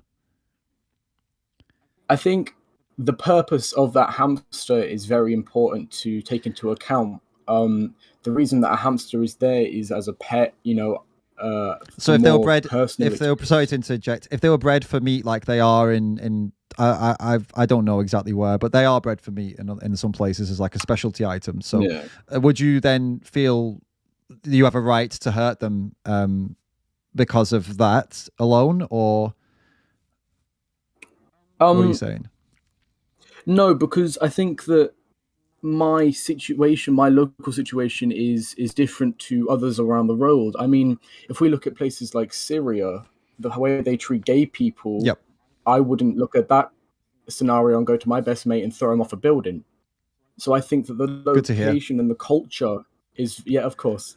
I think that the location and culture is they're very different. You know, in places like China, they eat dogs, which over here are pets that we domesticate. And you wouldn't say it's okay to throw gay people off a building as long as it's in Syria, would you? Sorry, say that again. You wouldn't say it's okay to throw gay people off a building so long as it's in Syria. You wouldn't say that, right? I see where this is going. Yeah, obviously we don't need. I mean, we'll finish the thought just for people who don't know where this is going. I mean, for the same reason you wouldn't support that, you wouldn't. I would assume you also wouldn't support eating an animal just because they're born into a certain industry, because that, you know, the circumstances in Syria are that. Well, maybe they are, I don't know, that it's normal to throw people off buildings for that reason. The circumstances in the UK is that it's normal to eat a cow for that reason. Well, that doesn't. Sorry, can I? Yeah. Sorry, I don't Sure. want to It's interrupt. okay. I have I've ordered food for my family, and I don't think anyone's picking it up. So if I just leave and you speak to someone else very briefly, I'm more than happy to come back. But Yeah. my family do need to eat. They're getting quite restless. Yeah. All right. Yeah. Well, just pop back when you. We'll see where we're at. Perfect. Okay. Cool. See ya. Thank you. Just want to specify something here, by the way. I was going along with what he was saying about Syria. I don't know what's happening in Syria. He was saying it. I don't know. I know this happened somewhere. Okay. But I was assuming he was right and just going along with that for the sake of the conversation. So if anyone's Syrian in here and sitting there like, what the fuck are you saying? That's not true. Don't worry. I'm not saying that does happen there. I actually don't know, but it was just an example. Okay. Cool. And sorry, I keep swearing. I'm not allowed to swear in the Discord. I'm just because I'm on YouTube at the same time, and I swear on YouTube. So I keep forgetting that I'm not allowed to swear on Discord. All right. In the Animal Rights Advocates Discord, I mean, which everybody should go and join if you're on YouTube. The link's in the pinned comment. Go join the Animal Rights Advocates Discord and check it out. And thank you to Mark HNS, tipped $5. Thank you so much, dude. Says, kudos to the aviation inspector for taking the higher road. And yes, the craving will go away. He will succeed. Thank you, David. Thank you, Mark. It's great. And I think that guy was sounded like a really cool guy, someone I'd actually really want to be friends with. He's really cool. Yeah, nice. I sometimes I'm worrying that when they seem too nice, I'm like, is this a troll? Is there a joke coming? But he was too old to do that. But it's usually younger people that do that. They act like really cool, and right at the end, they say something nasty as a troll thing. All right. We got Decas Can you give me 1 second? Sorry. Yeah, sure. Sorry, 1 second. No worries.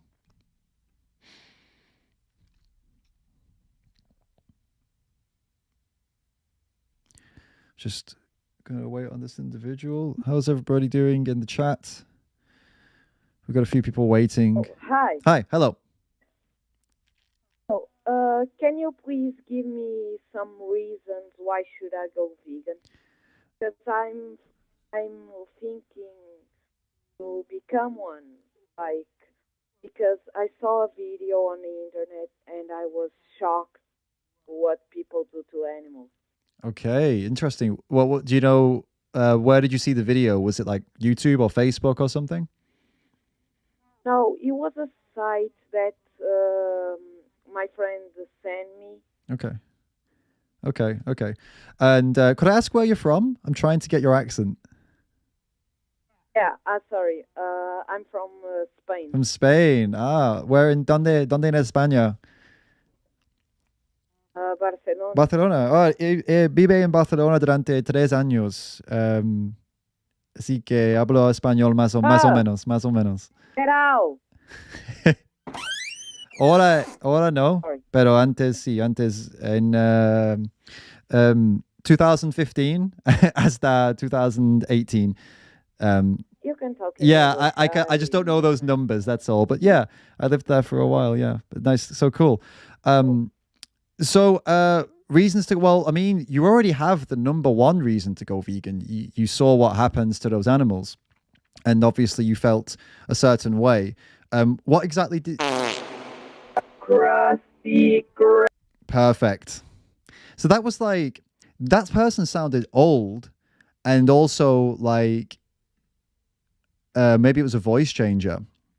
That's so strange. They're usually the trolls that sound like little children, right? And you can tell straight away that they're going to troll, but this one was a little bit more of a weird one. Anyway, we've got Quag back anyway. Let's get this dude back in. He was seemingly not a troll, getting food for his family. So, hi. Hi, yeah, I'm back. Yeah, I'm not sure what just happened just then, but yeah, The voice change. it must have been, and yeah, it must have been. All right, where we were at, yeah, we were just talking. We just went through that, didn't we? And I think we just got to the point where the whole kind of throwing gay people off buildings, doesn't matter if the culture says it's okay, you wouldn't agree with it, right? So yeah, just to clarify that, I personally don't know. Yeah, I don't know about that, but I noticed I just know that in the Middle East, the views towards that group of people is different. Is my point. I follow you. Yeah, in some countries, let's just not even put a place on it, just so we just don't offend anyone. Yeah. Some countries have these problems, right? They have it. They have them in African countries as well. They have similar problems. So it's just around the world, there are some countries that are very intolerant to gay people. And the point is that even though it's in their culture to do that. Or not in their culture, it's in some people's cultures to do that. It doesn't make it okay because it was in our culture to you're English, I guess. Oh yeah, Lake District you mentioned. It was in our culture in England to have slaves, and in the USA as well, entire trade on it. It didn't make it right then, and so the idea that something being cultural is, I know you don't believe that clearly because we just established that you wouldn't support people throwing people off buildings because it's in their culture, right? So what exactly is it? You seem to be, I mean, when we spoke, when I mentioned earlier about what was happening to animals, you agree with me that wasn't, that you don't like that. So what exactly is your kind of holding you back from making changes and not paying for those things and becoming vegan? Like, what exactly stops you from doing it? 1 second. All right.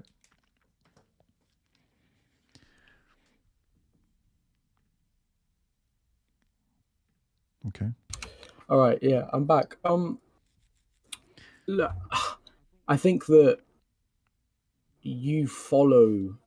It does break down into what you follow through influence. I think influence is a very big thing. I think if you surround yourself with people, I surround myself with my family, obviously, as we all do. Mm-hmm. I think through generations we have been taught, it's just in our nature to eat meat. Yeah. And it's only been very recently that people have sort of said, well, this happens, and that isn't right. So you're saying, and I think, okay, sorry, go. I thought you'd finished. Continue. My bad. I'm trying to think of how to explain it, because I do on one hand, the logic behind veganism is correct, but only on the basis of how it affects animals and how you perceive animals. Me personally, I wouldn't mind. I have taken animal life, not like cows, but I have done it before with I think the word is poultry. Yeah. What did you do? It was I cut the head off of a duck and I defeathered it, and I think a different family ate it. Okay. That was on a farm. Yeah. And obviously I was trying to be very brief to not offend anybody. And that was like one time, was it, or? Oh yeah, I have. I'm not. I don't do it often. That was a few years ago. Yeah. But that was the only example I could give of me contributing to that sort of thing, other than eating meat. Could I ask in that moment? Do you remember how the duck was behaving in that time? Oh, the duck itself was already dead. It had been shot on a hunt. So, me and a friend. So you weren't killing the duck then?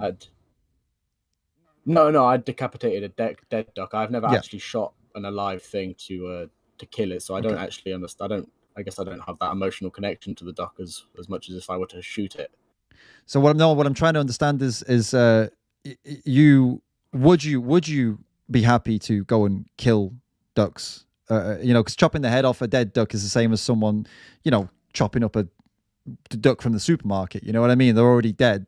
So that's kind of, there's a bit of more of a disconnect in the supermarket. But my point is do you are you happy doing that, or would you also be happy with killing them as well? Like, do you see no problem with actually like taking an animal and killing them? I have no. For you personally, for you doing it. I mean, for you personally doing it. Yeah. I don't have a personal desire to go out killing ducks. Yeah. I appreciate that, because I mean that would have been pretty terrifying if you did. I'm glad we could. Yeah. It's kind of, I didn't assume you did have a desire to do it, but I guess the point I was trying to get at that point is to figure out who I'm talking to really, like, and what you kind of see as what you like to do in that. And it's good to hear that you don't like doing that. Yeah. Right? That's a good thing. Although if I were to be in a situation where I was asked to go on a hunt, I wouldn't I wouldn't completely reject the idea. You wouldn't reject as it. much as maybe a vegan. Okay. So what would be enticing for you in the thought of going out and killing animals?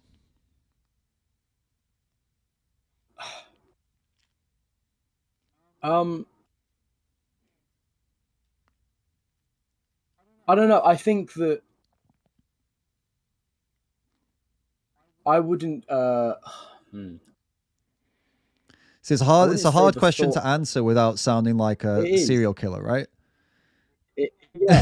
It's, without saying that you enjoy death. Yeah. It's hard to explain.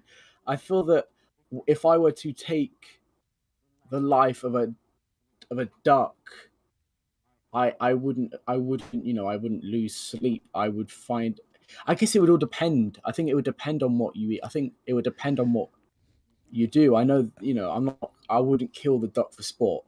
I mean, you could rationalize it. People kill people and that rationalize it. They say, well, I needed to because of whatever. And sometimes it's a reason like survival or whatever, or sometimes it's that they trick themselves into thinking it's survival. But the reality is that if you were to go out and kill a duck, the same way that if you were to go to the shop and buy a dead duck already, the reality is neither of those is for survival. So they're both for fun. They're both technically for sport or pleasure, if you could say it, because sport is for pleasure, right? And eating a burger is for pleasure because you don't need that burger to live. And you're in the Lake District, but I mean, I guess you just got a food order in. So I mean, you're not in the sticks, right? You're in like a, I don't think you're in when you say Lake District, I guess you're not like in the middle of nowhere in some little, we have local, cabin or whatever. shops, and stuff like that. Because I know Lake District is a big area. Don't get me wrong, and I know there's lots of these little houses in the middle of nowhere that you can hike to over like a couple of days and stuff. But I guess that's not you. You're on Wi-Fi and so it's not a survival thing. Then it's a pleasure thing. So, and you don't, you admitted it yourself. You don't want to be seen as somebody who kills for pleasure because you don't want to kill for pleasure. That's not you, but that's what's happening. Because it's for pleasure, it's not for survival. Yeah. I'll just go back to, I think the what you do with that duck is very important. I feel that if I were to shoot that duck and throw it away, it would be unnecessary and it would be a waste. Whereas if I were to do like what happened 5 years ago, where that duck was shot, stripped, decapitated and eaten, I feel like that is a very different situation. But what was what was the reason it happened though? Me personally, I don't fully know, but I do know that the duck was eaten. That's the point I'm trying to make. Right. Is that but for what reason? There's a difference between. But for what reason was that duck eaten? For what reason was that duck shot and eaten? Oh, I agree with you. It was probably for pleasure. Right. And what do you think the duck would have preferred to happen? Probably get, I don't know, probably survive. Just be left alone. Live. Right? Yeah. Yeah, probably. And the only reason that didn't happen is because somebody wanted to enjoy shooting them dead. And then secondly, somebody wanted to enjoy eating them. So the point of being a vegan, and that why most people end up going vegan, is they look at that and say, well, that duck's preference to live is more important than my or anyone's preference to eat them for a nice 5-minute taste. Basically, that's how most people end up going down this kind of route of becoming a vegan. When they say vegan for animals, or that's what they mean, right? And you agree with that, right? Even though you earlier on you kind of saying you think it might be extreme, when it comes down to it, you agree with that logic. So the only difference between you and one of these vegans is you agree, but you're not doing what you believe in. Instead, you'd be rationalizing what you're doing and trying to kind of like make it make sense. Whereas people who have believed the same things you do, they actually have stopped trying to make it make sense, and they've actually just changed instead and said, you know what, it doesn't make sense what I'm doing right now, so I'm going to change and live this different way. So that's where you're at, dude. You're at a crossroads. Like, you got to figure out if it's, do I keep on trying to make it make sense and it doesn't, or do I just switch things over and actually do what I believe in? because you don't believe in killing for pleasure and, you know, animals going through all this for someone's pleasure. Well, that's exactly what's happening if you know, if you keep paying for it. Yeah, no, I think, I have, I guess in a way I have recognized that I am a bit of a crossroads. I think if I were to, if society had changed, if society would change, I think veganism as a whole it's not taken as seriously as it maybe should be. And I feel that if the world would have changed as much as vegans want it to, I feel that maybe I would change my views and I probably would stick to a vegan diet. But even at this crossroads, I would still not have a problem with me going down to the shop and buying sweets with gelatin in. Yeah. Or going, you know, Honest Indians. I had for the last 2 days I had takeaway, which had meat in them, and I didn't bat an eyelid. I didn't do sleep over it. Well, I mean, it's even despite me. Yeah, I mean, sorry, it's easy to do that when you're not the one who suffers the consequences of that, right? If every time you had an Indian takeaway, it were an animal that you had in your care that had their throat slit, you'd stop having Indian takeaways with meat in. But the difference is you don't need to see it. It's not your animal that you love. It's some other animal in a slaughterhouse that was bred by a farmer, and you never see them. So I understand what you're saying. It's easy to ignore it, and well, I'll ask you the question: do you think that makes it okay then? Because it's easy to ignore. Does that make it an okay thing to do? I know it's a loaded question. I know it's but I don't want to put words in your mouth. I mean, it's an easy question to answer. I mean, ignorance isn't bliss, is it? Right? No, I in a way, I do actually believe that you are right, and in a way, I am probably wrong. I do have to go, so I'm going to keep this very brief. All right. Look. I mean, if you're going to shoot off, that's fine. But let me just say, like, it's not about me being right and you being wrong. You are right.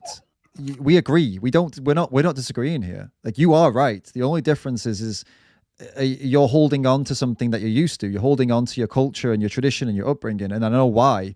Yeah. We all do. We can't help it. I'm saying, like, look within and, you know, live with the way you feel, that the way you think. Like, you think the same way as me. You think the same way as vegans, right? Well, do something about it, man. You know, who gives a shit about culture and tradition and stuff? Like, they can be adapted. They have been adapted. That's why we don't have slaves now. That's why women have rights, right? Don't stick to these cultural, traditional norms just because we've always done them. That's what I would want to leave you with. And I hope you stick around in this server and get some information and you know, make that change, man. Yeah, thanks, man. It's been good talking to you. I think the stigmas around veganism and vegans themselves, they can be quite pushy, which is important to actually progress the movement itself. And I think part of maybe why I haven't been a vegan is I don't want those labels on myself. I think it's much easier to ignore the situation and live without labels that could affect. How do I say? I get it. Affect relationship. There's a simple like that before they even start. There's a simple solution to that. You don't call yourself a vegan. Just do everything a vegan does, and then people ask, just say, I just don't eat that. I just don't like it. Just don't want it. Yeah. You don't need to call yourself a vegan, man. Vegans couldn't give a fuck if you call yourself vegan or not. It's really not about that, dude. It's about animals, and it's about just go and watch. I don't know what you've seen already, but there's a movie in England called The Land of Hope and Glory on YouTube. It's behind the scenes of everything that goes on in England about animal ag.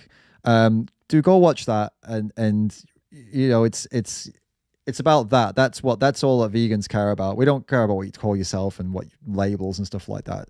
And if somebody does, then okay, then it's just sad. It's really not what it's about. Right? It's really not. All right, man. Cheers. Been good talking to you. All right. See ya. See ya, man. Interesting conversation. It went. I think he's, again, it was good to have like a genuine person come on and be genuinely honest, and I think it's important to try and be reasonable and avoid getting into any kind of like, you know, it's like you want to, there's a balance between coming down hard and being firm. Obviously, be firm and fair, I think, is important at these conversations, because if you end up going off the rails and you know, roasting someone or whatever, when they're being honest, I don't think it's good for you or them, or it's good for you guys watching for entertainment, but I don't think it's good for the person you're talking to, and it's not going to get a positive outcome. Yeah. For those who are wondering, because I guess those on YouTube wondering, I seem a lot calmer in these kind of videos, and that's the reason why. Really, it's kind of dependent on the other person into how calm or uncalm I'll be. We've not had any religious nut jobs yet. They usually get me a little bit worked up. We'll see. The night is still young. All right, I see Ben the Cubo is wants to come on. They've been in the YouTube chat as well. They want to talk about something, so I see them lined up there. Hi, Ben hello? the Cubo. Hey. Hey, so let me explain who I am. So I used to be like all the meat flakes and stuff like that. I used to like hate vegans. I used to hate that vegan teacher. I used to hate all you guys, but completely changed because I realized that I only hated you guys because people all around me were telling me to hate you. So realized that that was completely wrong, and so I became a vegetarian. I think it was like October 20th, 2021. Okay. And ever since then, I've like lowered the amount of animal products as a whole that I eat. And one day I probably will be vegan, but right now I want to ask you, I haven't eaten eggs from the store in very, very, very long time because I know it's horrible, but I do have backyard chickens and I do eat eggs from them. I just want to get your opinion on that. I think first off, that's a really inspiring story to hear how you. I like how you take the word meat flake as well. That's pretty cool. And that it's a good way of describing, right? Because I think a lot of vegans were meat flakes before they were vegan. For those that don't know what a meat flake is, in the Discord, maybe it's like a snowflake, but meat eating snowflakes. Basically, they just get offended by everything that vegans say, even if it's reasonable and totally normal. They just get really upset about it. So, you know, really cool that you turned that corner, and that's really inspiring stuff, man. So backyard eggs. So you've got chickens in your garden. So the main ethical issues. I mean, this by the way, this is like the bottom of the pile of things that need to be spoken about. Let me just put that out there. Like, this is not, in my opinion, any kind of priority that any vegan should make a priority. There's so, I mean, I know it sounds like I'm saying, oh, there's bigger problems in the world, but in this case, there genuinely are way bigger problems that animals face than backyard eggs, like somebody like you having chickens in the garden. That being said, most of the arguments that come against this, like logical ones, are that these chickens, they are domesticated chickens, right? They're not wild chickens; they're domesticated. So that means they've been selectively bred, they've been manipulated by farmers over years and years and years. And it means they lay way more eggs than they should, like way more. So their bodies they get pretty fucked pretty quickly, and they will have a really short lifespan, much shorter than they would in the wild because of this constant egg laying. I guess they're laying like 50 in a year, something like that, or maybe slightly less. How many are they laying? Do you know? Young ones sometimes lay like up to like one a day. Right. So yeah. Okay. My young chickens. So it's a lot. There you go. So you can see they're not supposed to. They're supposed to lay 12, maximum 14 in a year. Right. That's wild chickens. So you can imagine how much stress this is putting on their bodies. Think about the size of that egg and what it's doing to their bodies every time it comes out. All the nutrients it saps up, and all the what it takes for them to produce this and keep doing it every day. It's like insane, right? So some people would argue that the best thing you can do for them because of this is crush up the eggs, including the shells, and feed it back to them to try and help replenish the nutrients they lost. I've seen other people also argue that you could put fake eggs in with them, so that apparently this can help stop the instinct they have to lay more eggs. I don't know if it's like proven, but I know people try this to try and, because they do, it's instinct also, like, as part of it. So this could also help. And that's why they would argue to not eat them, because you could feed it back to them and it would do them a lot more good than it would do us, right? So they're the main arguments. And Yeah, I mean, obviously I agree. I think feeding the eggs back to them is definitely the first point of call. Feeding the eggs to another animal that would need them if they don't want to eat them, like for example, donating them to a shelter or a sanctuary, so that animals in need could eat those eggs, would also be a better option. But in terms of like you eating them yourself, like technically you wouldn't fall into the category of vegan. But at the end of the day, you also, if you weren't like exploiting them, if you weren't like harming them in any way, it also wouldn't be the biggest issue, in my opinion. It wouldn't be like, oh, this is like, so you're evil, this is the worst thing ever. You wouldn't fall into the category of the same as somebody going buying them from a shop, you know. So it's not, at the end of the day, there's lots of opinions on this, but I think I would stand by the side of the people who say feed the eggs back to the chickens so they can stay healthier for longer. And if they refuse to eat them, find somewhere you can donate them to that needs them more, just because you don't need them, right? That's what I would say. Yeah. So all of them do have constant access to food. So do you think that that's also like an option to give the nutrients back to them? I mean, I don't know what food you're feeding them. I just know that the crushing the eggs up and putting it in with whatever you're feeding them is like insanely good for them. That's what I've heard from people who have egg laying hens, you know, from factory farms and stuff. They say this is like, it gives them the best chance basically if you feed it back to them. But I'm repeating what other people say. Like I've got no evidence for this at all. But they say this is the best thing for them, is to mix it in with the food and then they eat that, and it can keep them healthier. Yeah, sometimes I actually do feed them back to my chicken. So I have this one chicken who is coming up on 9 years old. She was born in like May of 2013. So she has like arthritis in her legs, so it makes it hard for her to get up and walk over to the food and eat it. So multiple times a day, my family will go up to her and we'll try to feed her some food that we get from a place called Agway. And we also feed her eggs. Yeah. So hopefully she'll live a lot longer. Yeah, hopefully. You can do that, and you can feed all of them as well, and it'll potentially help them avoid these kinds of problems when they get a bit older, you know. But you mentioned, so you've been veggie since October 2021. What's I can't let you go before asking you this. What's holding you back from being vegan now? So basically, my parents want me to keep eating cheese, and a lot of the stuff that I eat, it's like very widely available. Like, do you know what muscle milk is? Muscle milk? No. Yeah, it's a protein shake. It's like packed with protein, and I think that the only thing keeping it from being vegan is that there's proteins in it that are derived from milk. Right. So what's that? So they're making you drink that, you're saying, or what's the point? Sorry. They're not making me drink it, but it's just so widely available. If you know any like alternatives, then I'd be open to hearing alternatives about protein shakes. Oh, is it because you want to train? Is that what it is, or? Yeah, I go to the gym a lot. Okay. So, well, first thing, why do your parents want you to eat cheese? I'm just curious. I've never heard that before. I've heard parents say, oh, you need to drink milk for bones, or you need protein, you need the meat for protein. I've never heard parents say you need to eat cheese. What is it? What exactly is they saying about cheese? I've stopped liking milk whenever I was like 3 or something. Right. So completely rarely eaten it. So with giving up milk, they also didn't want me to give up cheese. Right. Oh, so they think that there's like calcium in cheese or whatever, right? Basically, right? Yeah. Right. Got it. That's a funny one, because cheese is like one of the most unhealthy foods. Like I thought that was like more like a common knowledge, and that's why, you know, like cheese is known as like can be like really bad for your health when you eat a lot of it. Okay, but yeah, protein shakes and stuff.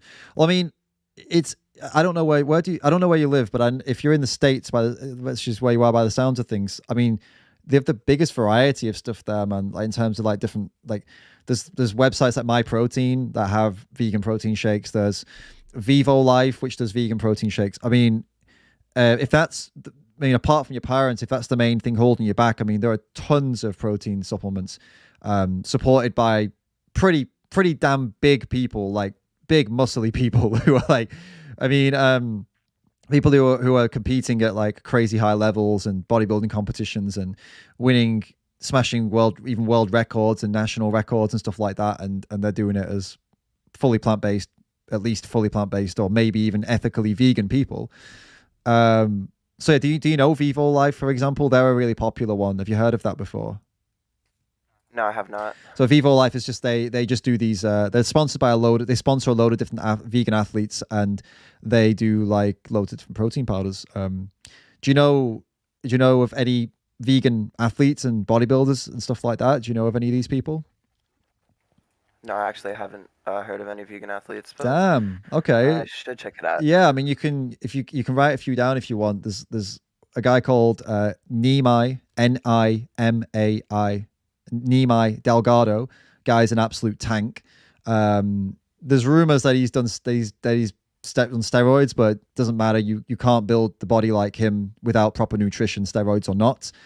There's another guy called Tory Washington, another absolute beast of a guy, bodybuilder, fully vegan. Both of these guys have been vegetarian their whole lives, and so never eaten meat. So they're both absolute beasts. So check those guys out. And that's just two off the top of my head. There are athletes. There's actually in the women's sports. There's an athlete called Sophia Ellis in the UK. She's just set the deadlift national record, and she's been vegan for 10 years.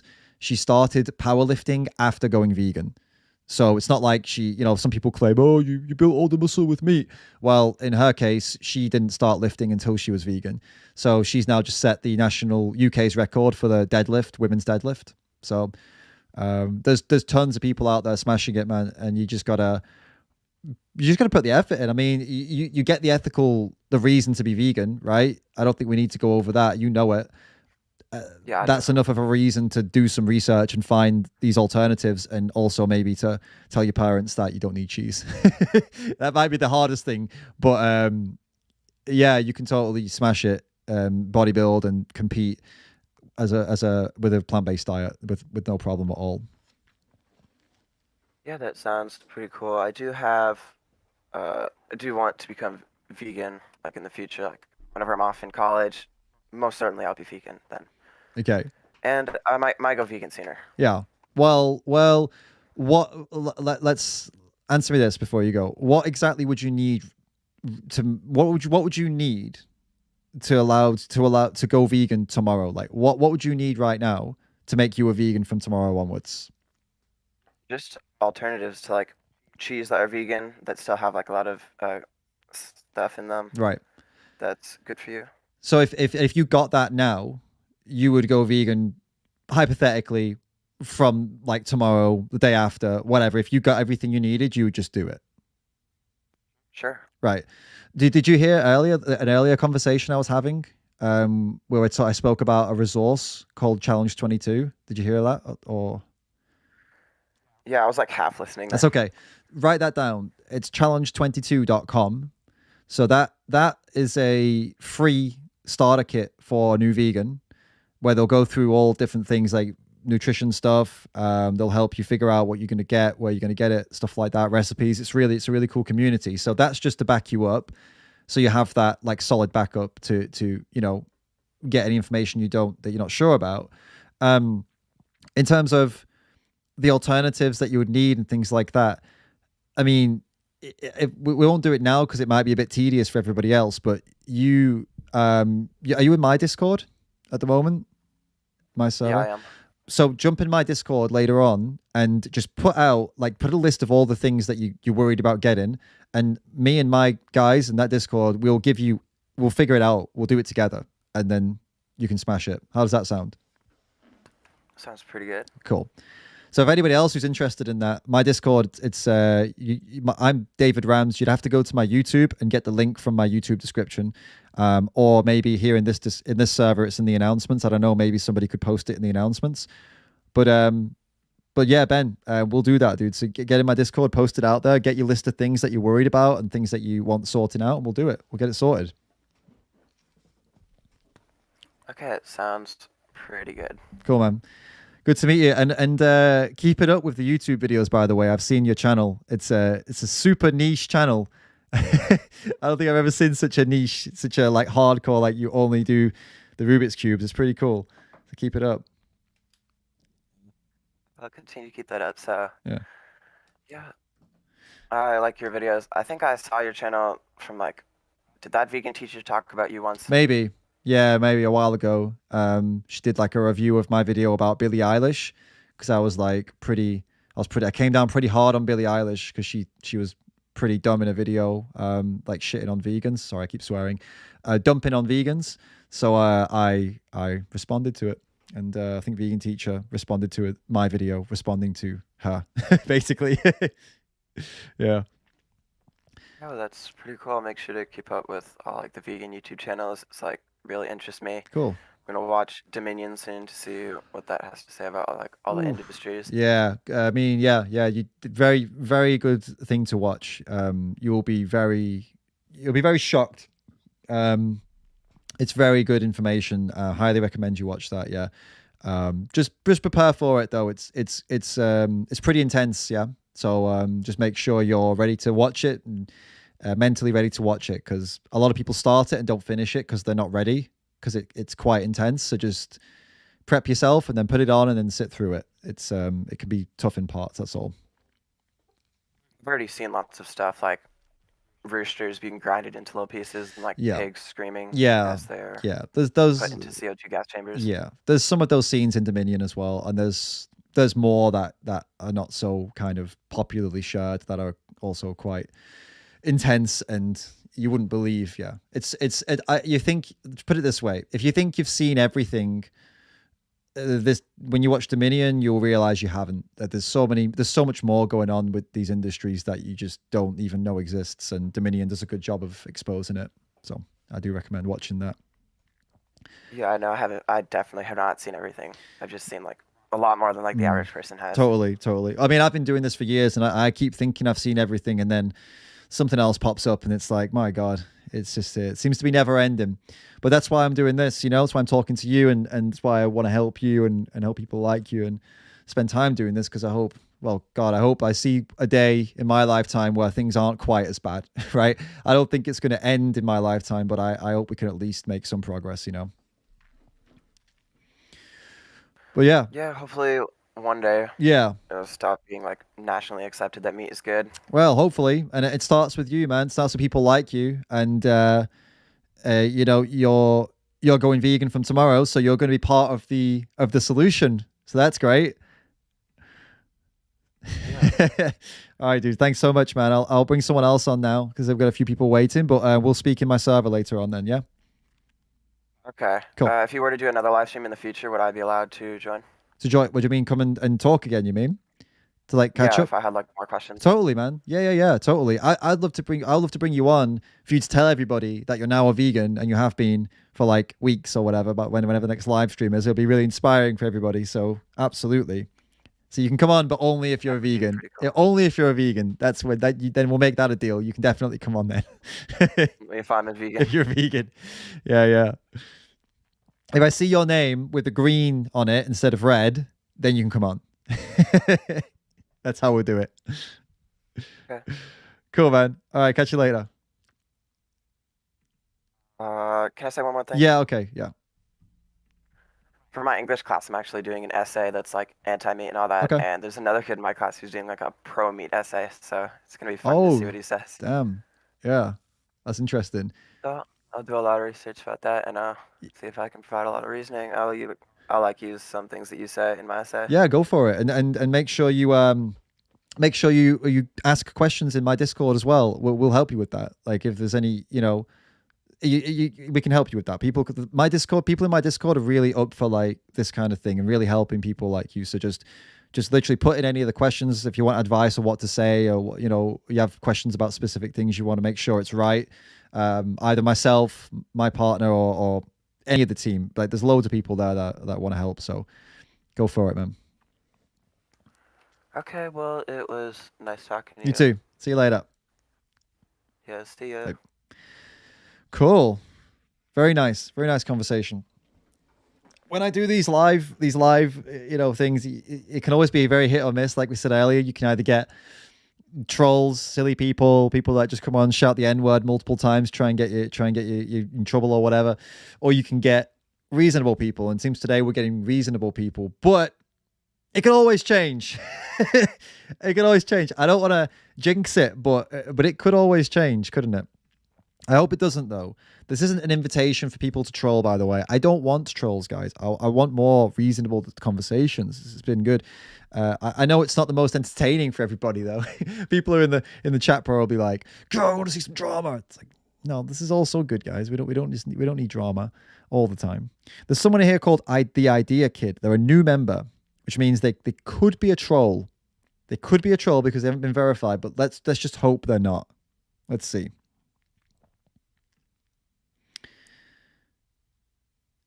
Hello, you're muted. You're not muted now. Hi. Hi there. So, how's it going? I'm the Idea Kid, and I like to just throw objects in the air and sniff cat fur. You know, what are we doing here? What are we doing here? Oh, we are. Well, here's the thing. Mr. Beast is not going vegan. Too bad. I think he is. I think he made his chocolate. No, he's not. Oh, He's okay, not. wait, hold up. He's Hold not. up, Idea Kid. He's not. Hold up. Let's speak. Yeah. This isn't- Let's have a conversation. Why did he make a vegan chocolate bar if he's not going vegan? Because it's still not Mr. Beast seafood and Mr. Beast ozone killer. That's why. But why did he make it vegan? He did it. He did make it He vegan. made it It's a plant-based he chocolate made it bar. It's a slightly vegan chocolate bar. Why did he do that? He could have made it milk. Well, just because it says vegan doesn't mean it is. He could have made it Too milk. bad. He could have made it milk chocolate, and people would have been way happier because people like milk chocolate. But instead, he made it vegan. He did things that people didn't want. Why would he do that? Why, he doesn't do that. Mr. Beast wants to please the people, right? Why did he make Because a vegan chocolate bar? The food is technically not vegan, no matter how it's made. To be honest, It's a plant-based chocolate bar. Why did he make it plant-based? Why did he not put milk in it? Because it's the reason why is because remember when Look, stop plants sniffing, are stop eat- sniffing the cat fur, and tell me why Mr. Beast didn't put milk in his chocolate bar. because plants are eaten by animals and therefore plants have animal stuff on them, so you can't make something vegan. Right, that doesn't make a lot of sense. How old are you? Yes, it Because you does. sound You you just have sound to you know sound it too is. old to be trolling like this. Usually, kids who do this have like their voices haven't broken. You sound like a bit too old for this, to be honest. I just have to be honest with you here. I'm not old at all. I'm actually pretty young. You sound So, like you know. you sound like 16, 17. Well, So you are I'm you are not. 16 or 17, yeah. or no, I'm not. I'm not 16 or 17. You are. You took I'm not going to reveal my you age. took way too long. anyway. You took way too long to answer that question. Usually it's like Anyway. usually it's 12-year-olds that are coming on here and doing this, not people at your age. I've got to be honest with you there, man. What are you up for here? What do you want to talk about? What I want to talk about is the fact that I'm sorry to tell you, but veganism is not going to ever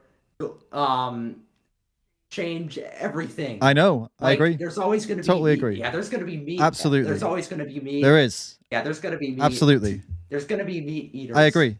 Yeah. So what's the point you're making? Well, the thing is, going vegan isn't always safe because the meat has stuff in it that you can't get from plants. Haha. Like the avocado show. Like what? Hypoglycemia. What? You can't get. What are you on about? Well, that's the thing that you can get from animals that you cannot get from plants. Haha. Hypoglycemia. Yeah, you can only get that from animals and not from plants. So. I'm not. And it's good for your brain too. So, there's that, and also that. I'm just quickly like. Cheeseburger is not relevant to Team C. I was just it's double not. checking exactly what you were saying then to make sure I wasn't being stupid. You're talking about low blood glucose, right? You Well, realize yeah, that? that kind of thing. that kind of thing. That's a bad thing. You know, that's not a good thing to get, right? You know that, right? No, yes, it is. Low blood. It is a good thing because it makes your brain smart, like So, me. do you think Mr. Beast would be proud of you right now? Do you think Jimmy would be proud of what you're doing? I think Jimmy would be disappointed in you. He would be proud. I mean, I'm not a large channel, but whatever. No. I don't mean like that. I mean, I don't. The size of your channel doesn't matter. I mean that. I think if you were going to troll, I think you need to do something a bit more elaborate to please Mr. Beast. I mean, the dude is like, this level of troll is not going to impress Jimmy. And I will please Mr. Beast by sucking him off, probably. By playing this game of silliness. Tickling the balls. That's what I reckon. That's what you do if you met Mr. Beast, right? Yeah, that's the thing. And by the way, the reason why Beast Burger is not relevant to Team C's is because fish does not equal cows. Right. And cows is what required. You know, it's a little bit hypocritical to care about fish but not cows, right? I see you've got. Oh, so you've got a. Oh, it's you. I know who you are. I'm sorry to tell you. You made a video about me 5 months ago. I know who you are. I'm sorry to tell you that no matter what you do, everyone is always going to be a hypocrite. So that's know true. That. That's true. Lots of people. Lots of people are hypocrites. Use you as an example. Lots of people are hypocrites, but that doesn't justify. It doesn't justify not making any effort whatsoever just to say that everyone's a hypocrite. That you know, how does that make sense? Everyone's a hypocrite, so I'll just do things that are really bad because everyone's a hypocrite. You see, that's not a good argument. Well, it's not really bad though. What it's isn't not bad at all. Killing animals isn't bad? No, it's not, because you have animals in your stomach, so they're alive in your stomach. Right, okay. Logic, yeah. So that's why it's not bad. I know you're just trolling, and you're probably going to make a little video out of this, but I don't think you're going to look very good unless you really heavily edit it, bro. I think you're making a hash. You're making a bit of a mess of this one, to be honest. Honestly, so yeah, everybody's a hypocrite. Yeah. End of story. Yep. Knowing this, let's actually use you as an example. Go for it. Yeah, let's do it. Remember when you said that, so basically what you're talking about is animals and the pollution and the environment. So by default, all this is important to you. No. However, No. Did you know? No, hold up. Yeah, it is. No. I mean, I can tell you what's important to me. You don't tell me what's important to me. It's implied that it's important to you. It's implied. Okay, implied, fine. It's implied by me talking about Mr. Beast. It's implied. Sure, go ahead. No, you talking about animals in the environment. Animals, yes. Implied that it's important. Yes, So sure. Go ahead. Let's go by with that. default, Yeah. So by default, that is important to you. That means that did you know that at some point during 2021 there was an oil spill in the ocean? Yes, I do. Yeah. Why didn't you talk about that? Why did I not talk about an oil spill in the ocean? That's damaging to the environment, isn't it? Were those people? That's in your field. Were those people who did the oil spill claiming to be saving the planet? They didn't claim. What? But No. They still, Hold their up. actions Hold up. showed that Hold they up. don't care. Hold up. The people who were transporting that oil weren't making videos talking about how good they were and how they were saving the planet, saving the ocean, right? Now, like, if I were to cover that, first of all, that has no direct relevance to what I cover. I mainly focus on stuff related to veganism. Yes, Hold up. If that had gone in, they were talking about how many animals it was killing, I would potentially have covered it. Yeah. The reason I probably didn't cover it was I didn't hear about it maybe at the time, or I was doing something else at the time. The reason I covered, and also the potential impact of me talking about that is also important. You know, I've only got limited time, so like you decide to make videos about me because you think it's worth it, but maybe you wouldn't make a video about somebody else who talks about Mr. Beast because you don't think it's worth it for them. Maybe they don't have enough subscribers for you to make a video about. So that oil spill, me making a video about Mr. Beast versus the oil spill, I make a video about Jimmy, about trying to get a message out, which, by the way, I acknowledged in my newest video that maybe I was a bit too harsh with him. I acknowledge that, by the way, because I don't think he's a bad guy. Okay. I listened to him on Joe Rogan, and I think he's a good guy. I like him. I think his heart's in the right place. So I did realize that maybe I shouldn't have called him names, and I shouldn't have said he was full of shit. That was a mistake. That's true. But what he was... Yeah, I assumed you were a hater. No, I'm not a hater. No. I like him. I watch his videos. When he did this stuff, I was disappointed to see him kind of like acting like, oh, I'm saving the planet. And when he's running a beast burger, which is like literally beef burgers and stuff, the worst things for the planet, it didn't make any sense. And I wanted to highlight it. Now, in hindsight, if I'd have highlighted it in the right way, maybe it would have been taken a lot better by people like you and Mr. Beast. But then again, if I didn't do it with the way I did it, maybe it never would have got through to so many people, right? Because me being a bit mean is the reason you saw the video. You probably wouldn't have seen it if I was being nice, right? So it's difficult. You got to find a balance between being spicy and being, you know, offensive, and also being reasonable. And sometimes it's hard to find that balance.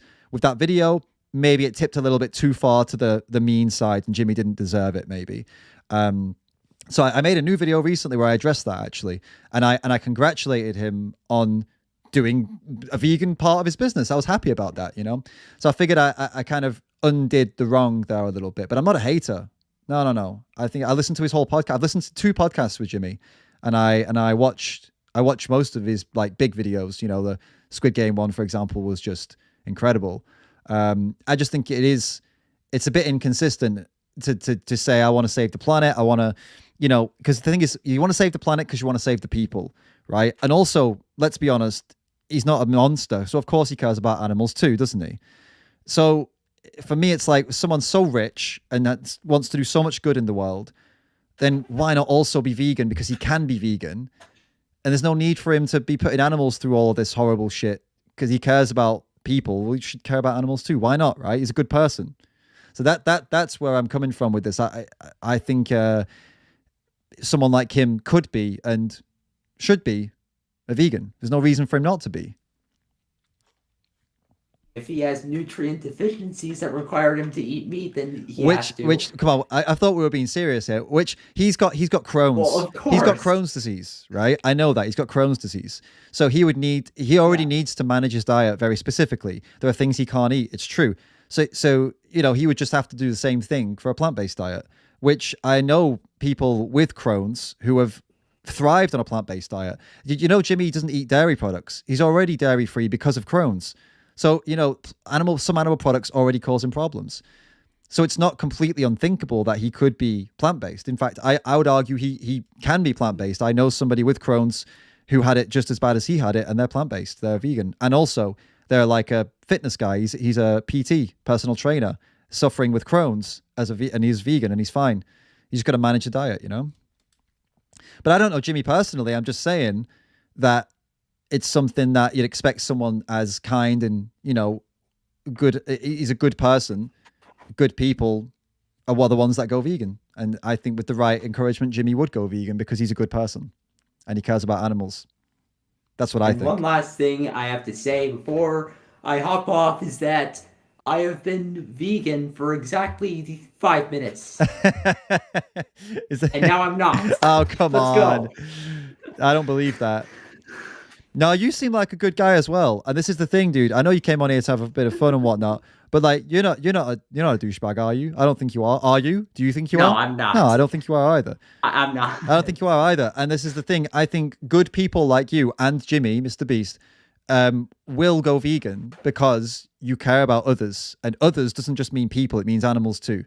And a beef burger, it's not worth slitting someone's throat for it, an animal's throat for it. It's not worth it. You just eat the vegan one instead, right? You know that's right. You know there's nothing wrong with that, don't you? Eating the vegan burger instead of the beef one. You know that's a good thing to do, right?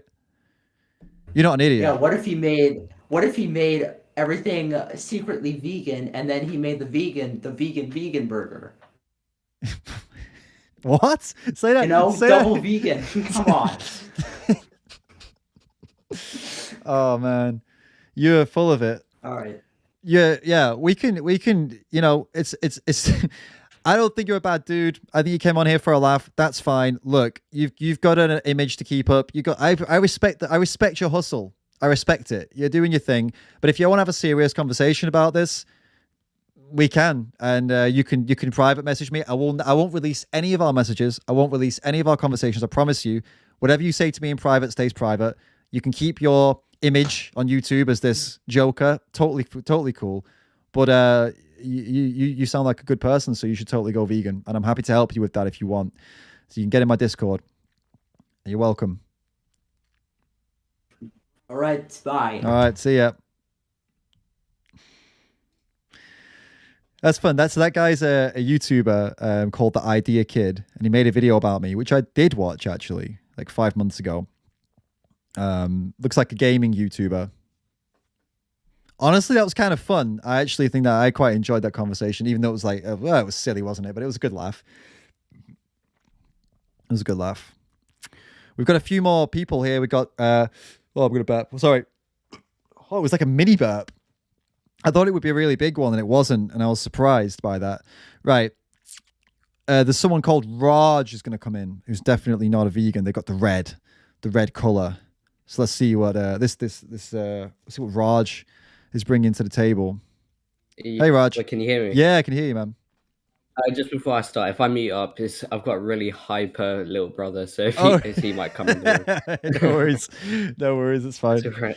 Cool. So you've been listening for a bit, have you? In here? Yeah, quite a while now. Yeah. Cool. I have joined the sub. I've been in the sub for good old solid, like, I don't know, since 2021 actually. Oh, damn.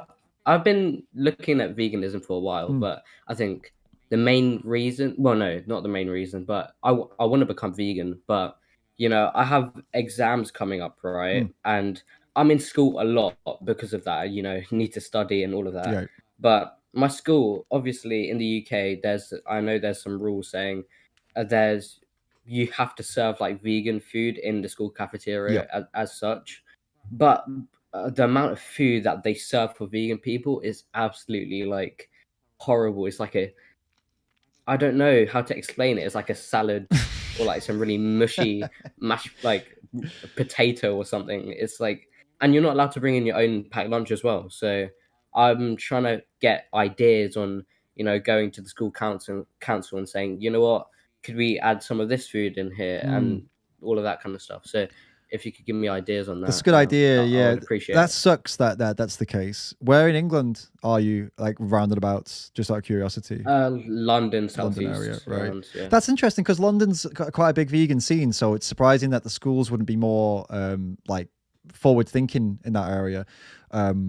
But yeah, you could always, you could definitely go to the school and come and get your parents on board as well, and kind of lodge some complaints and try and get it sorted out. The other option you could do is you could just take your own food in. I mean, you're allowed to do that, right? There's no rules against that, right? I think if you have like, well, because my brother actually, even though he's really hyper and everything, he does like have loads of allergies since birth. Like he's been defected by all of that kind of stuff, so he's allowed to bring in his own food because of that reason. But people who just want to change their diet really can't, though. So you know, it's a bit weird. It's a gray area. Yeah, I mean, actually, for you, if you, I mean, what are the reasons? Let's just go back a second. What's the reason that you want to go vegan? Actually, from being in here, like, what is swaying you? Mainly the animal cruelty stuff, and also partially my ethnicity and background, because I'm Indian, and then as you probably know, most Indians are either vegetarian or vegan. Same with my parents. So yeah, both of those things. Cool. So it's great that you've made like an ethical connection, by the way. I think that's like super important, and most people don't like, they try and lie to themselves, you know, and make excuses. So it's good that you care about animals.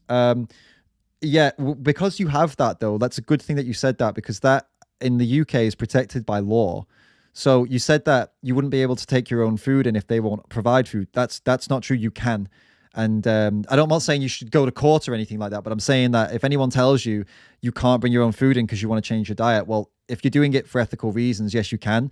It's in the same area as religion. So if you were bringing in food because of a specific religion, they have to respect that. If you bring in food because you have ethical beliefs about animals, i.e. you're a vegan, they also have to respect that. And that was brought into law last year. And it's not like you have to, I mean, I'm not saying, as I said, I'm not saying go to school and like slam them with laws, but I'm saying you can be confident and know that if they won't serve you good food that's plant-based, you can bring it in. And then if they say you can't, you can tell them, yes, I actually can, because it's a protected belief. Like it's like if you were bringing in halal food, or if you were bringing in kosher food, like they have to allow it if they don't serve it, right? So you got two options there. So you can push them to make better food, and you can also take your own food in while they're not making better food. I think doing it at the same time would be the smartest move, to be honest. Bring your own food, and then while you're there, you can tell them, I have to do this because you won't provide good food, and then that might pressure them to actually make better food at the school. Intuitively, that's what I would suggest. I mean, the other option is to continue paying for all of these horrible things to happen to animals. For me, that would never be an option. I would take my own food, and even if they told me I couldn't, I would say, tough. You can't. If you don't let me eat it, I'm not gonna eat all day. So, it's either you have me here starving, or you let me eat my food. Right? That's the choice you have. I think it wouldn't get to that point, to be honest. I don't think it would ever go that far, but I think that's what you should do. What do you think? Does that sound like reasonable, or does that sound worrying or scary to you to do something like that? Well, now I know, it's like a legal right and such. I think I have a better argument now for, changing everything. So that helps a lot. Yeah. Yeah, totally. And school teachers are usually like pretty reasonable with this kind of stuff. I mean, I don't see why they'd have a problem with you wanting to eat a certain way. It's just, I don't see it being a big deal, to be honest. You probably find it's not as big a deal as it seems once you start doing it. But how about at home? Like, are your parents supportive of you becoming vegan? Of course, yeah. They're vegetarian. Like, it's not vegan, but I guess it's close enough. Yeah. But yeah, so I am vegan at home, mainly. Okay. Well, like around 90% of the time. Right. But when I go out with friends, it's a bit harder. But Right. apart from that, all good. Right. And where in India is your family from exactly? Punjab region up north. Punjab. So there's more meat there, right? No, it's less meat, isn't it? Sorry, in that area. Less meat, meat, of course. Yeah. It's it's when you get south where it gets to be a little bit more meat heavy, right? Yeah, I spent some time in India. I can't remember if we went near that. We were in like Rajasthan and that area. Oh yeah. Yeah. Have you been yourself? I've been India quite a few times, yeah. Mainly just, where family is, but yeah. Yeah. It's a crazy awesome country. It's amazing, yeah. Amazing stuff. Yeah, it's great. You've got a good start then, I suppose, at least with your parents understanding why you want to do this. That's really good. Like, so many people don't have that, support from parents. So I guess the dairy is going to be a thing, because I know pretty much all Indian food has ghee in it. I don't know if you guys, I don't know if if you're doing that at home, or if your parents are doing that at home, but you can get vegan ghee, by the way. I don't know if you knew that. Oh, really? Yeah. There's a company that makes I'll look it. into that, Yeah, you can get vegan ghee, and it's people. I don't know much about ghee, but I know that most people who I know have tried it, who they say it's like you can't tell the difference, like it's identical. So that's pretty cool. So is that the only thing that would hold you back then? Is it school that's the only thing kind of holding you back?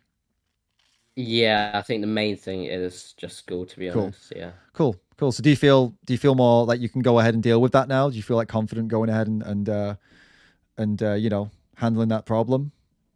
Yeah, going vegan, prepped, ready to make a comeback.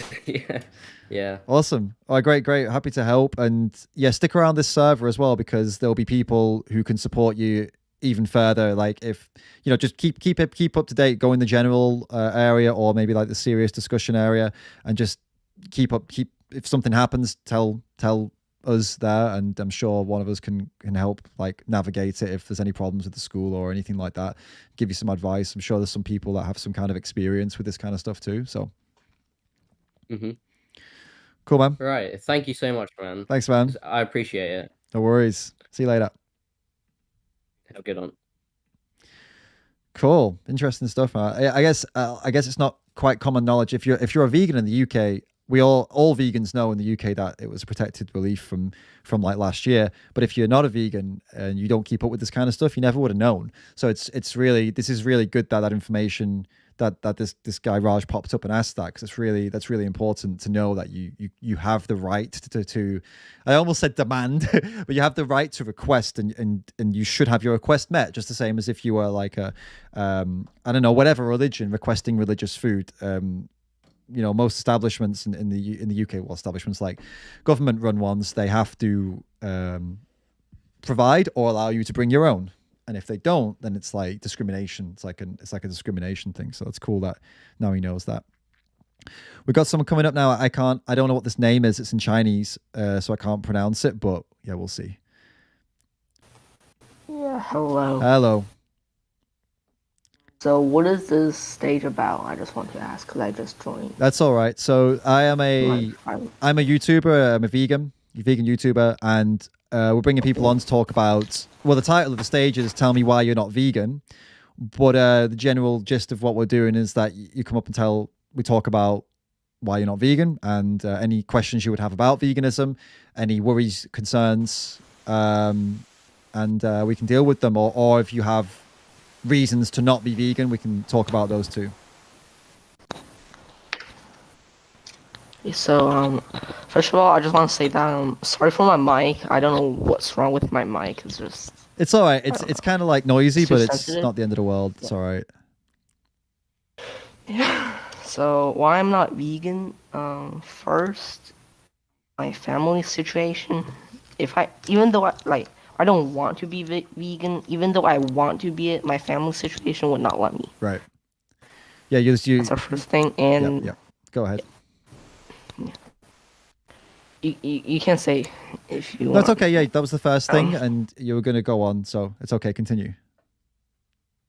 Second thing, I just think animal are animal. Like, I've talked with a guy in the, I think it's a guy. Yes, a guy in the Discord server. Mm-hmm. Like a lot of times, like 2 times, I think. Okay. And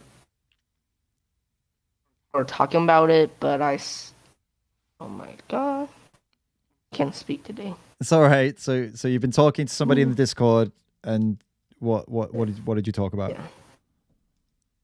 And we're talking about why I'm not vegan. Right. Okay. And I said that I just think animal are animal.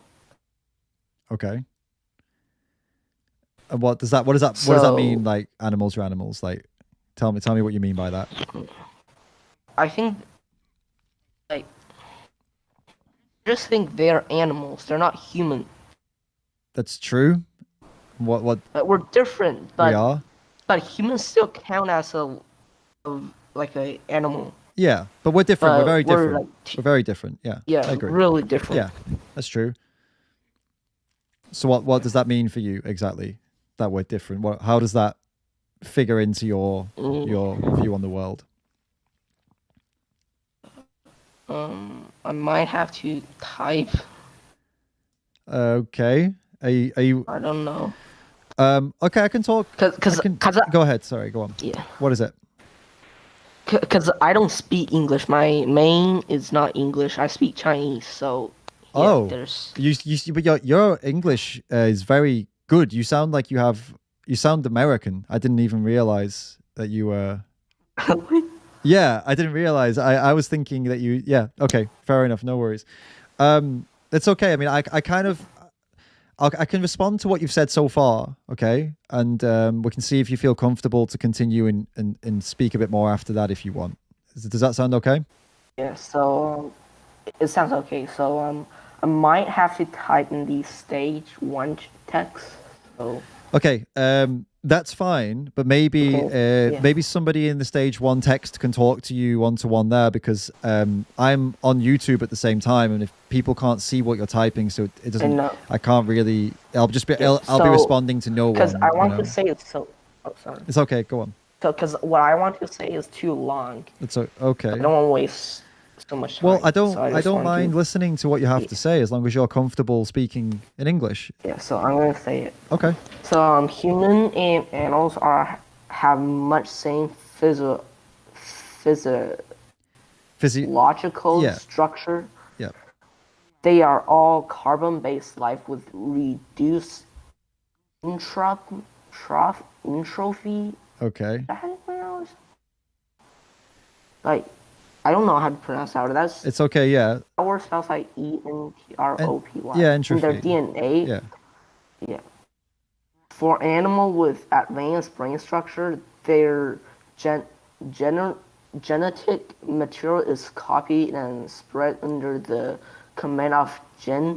Can I ask, are you reading something right now? Not because I'm using Google Translate. I already Okay. yeah. It's what does this? Can we get? Let's do this, right? I mean, I don't know what you're going for here, but I want to just kind of. Is the point you're making that humans and animals are different, and that's a reason that is your argument? That's why you're not vegan, because you don't see it the same. Is that basically what you're getting at? Because obviously it's okay that you're reading something out that's very long, but let's cut to the point, of what the point you're making. Is that the point you're making? Am I correct that we're different in a lot of ways, and that's why you don't want to be vegan? Is that pretty much what you're going to say? It felt like that's what you were going to say. Okay. Yeah. That's fine. You are right. We are different. That's true. We're very, very different in lots of ways. Okay. But we're also different from each other, for example, right? So, for example, there are small differences between you and I. Like you said that you are Chinese and I am British, right?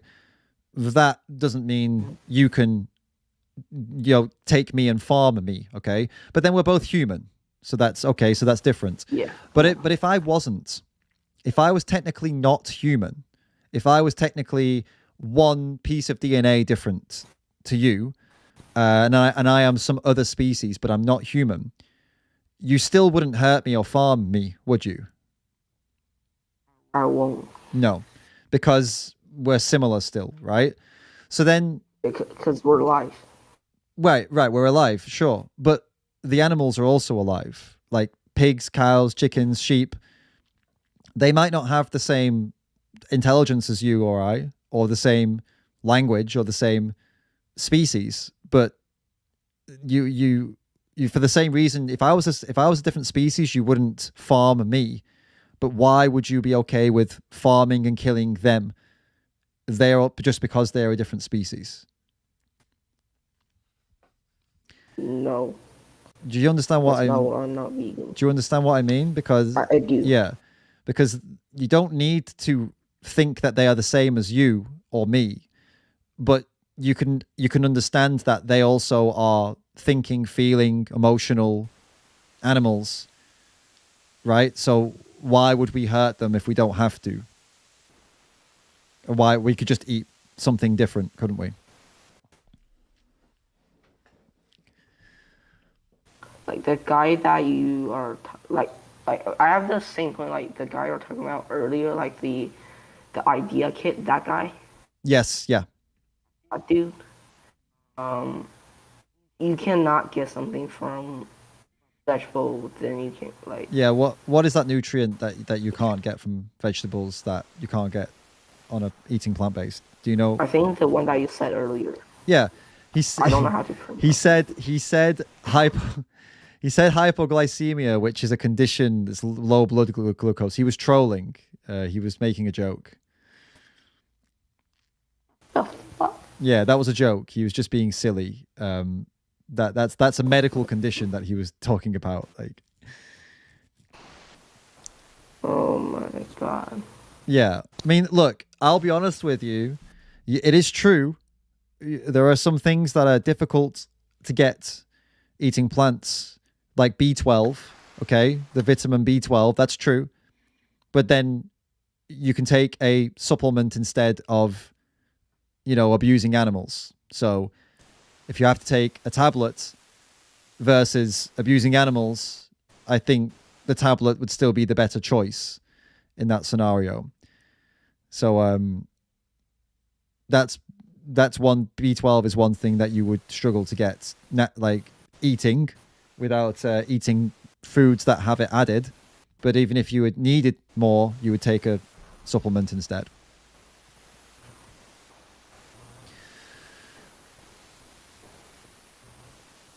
All right, are you still there?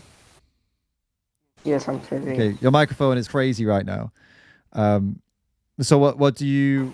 Is that all of your questions? Do you want to maybe continue in the text area? Oh, I'm just gonna leave because someone's calling me. All right then. No worries. Okay. I'm not entirely sure what was going on there. I'm not sure if that was somebody who was planning to troll but then didn't, or because the sound of the mic was really bad, but that can be sometimes with a voice changer. So if you're still listening, dude, I hope you weren't that. I hope you were just honest and whatever. Yeah, but I wasn't 100% sure of what the situation was there. But if you're still here, go jump in the chat, the stage 1 text, and you can type there if you're more comfortable with that. If you weren't a troll, which I don't think you were, but maybe you were. All right, next up, we've got someone called Micro or Micro, depending on where you are in the world and what you do with an I. I say I'm going to go with, I think Micro. I think this dude's going to be called Micro. Hello. Hello. Hello, man. Hi. Is it Micro or Micro? You can say whatever. I don't really mind. Okay. But yeah. Cool. So have you been listening to the conversations in here so far, or have you just arrived?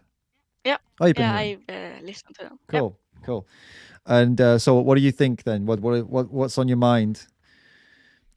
I really agree with everyone because they got like really good opinions in my opinion. But like, I'm more in the vegan side than the meat side, if you understand what I mean. Yeah, I understand. Yeah, you're more in your mind. You're more agreeing with the vegans, right? Yeah. Okay. And then I'm really like inspired by veganism because I've seen the Dominion. Okay. And that is the thing that like got me into veganism and like thinking more about it and thinking what have happened with the animals and shit like that. Yeah. Dominion is it's pretty shocking, isn't it? A lot of people, it's easy to ignore all of these things. When you see it in a documentary like Dominion, you start to realize like, wow, okay, this is all happening, and we're paying for it. Yeah. It's really bad.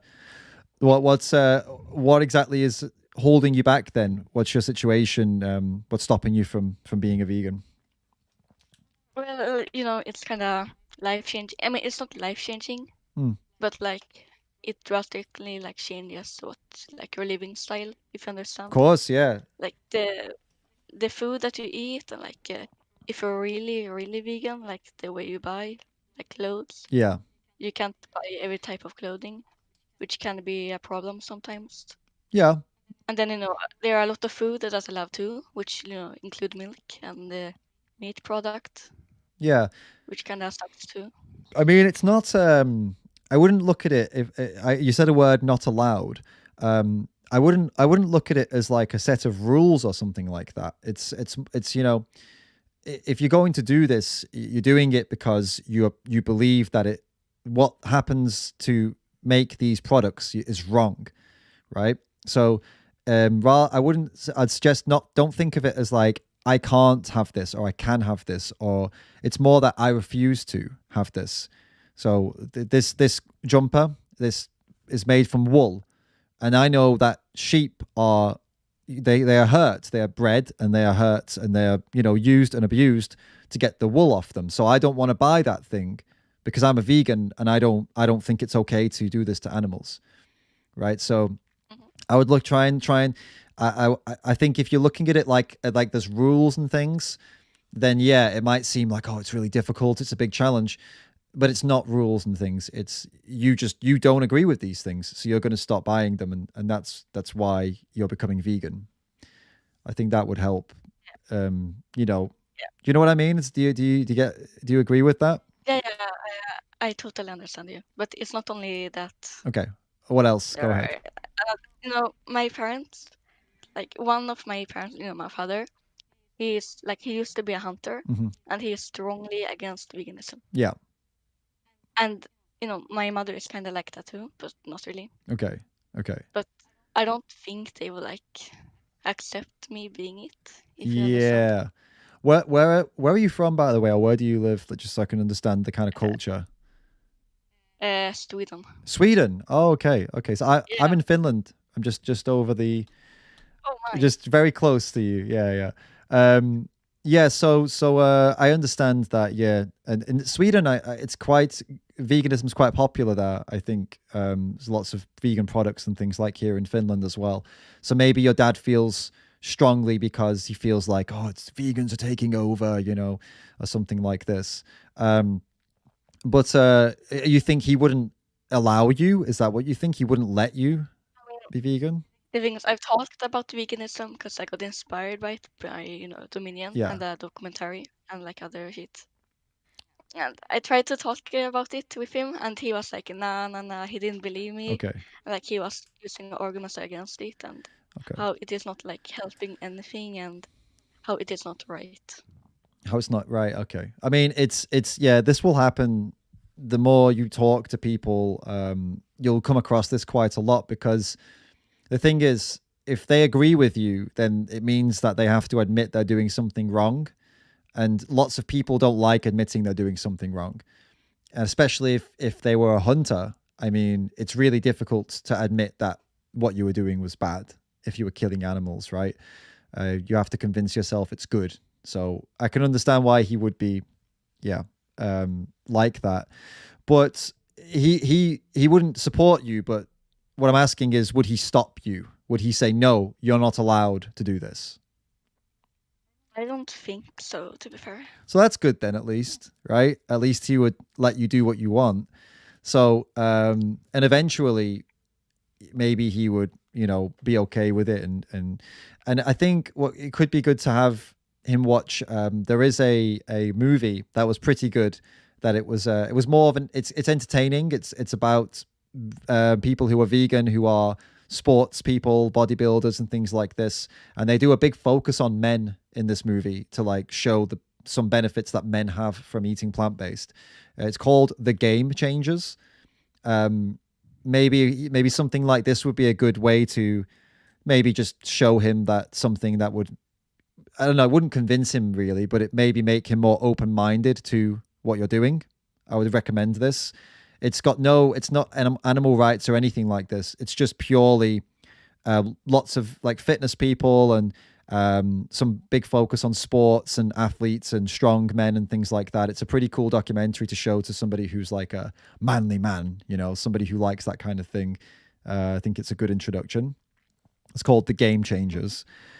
So what exactly would stop you then, apart from the that you've just mentioned? Like what exactly is stopping you from changing, like tomorrow, let's say, for example? What holds you back? I mean, it is what I said earlier. It is like pretty big change overall. Yeah. But of course, it is a good change. Yeah. For both the climate and then the animals itself. Yeah.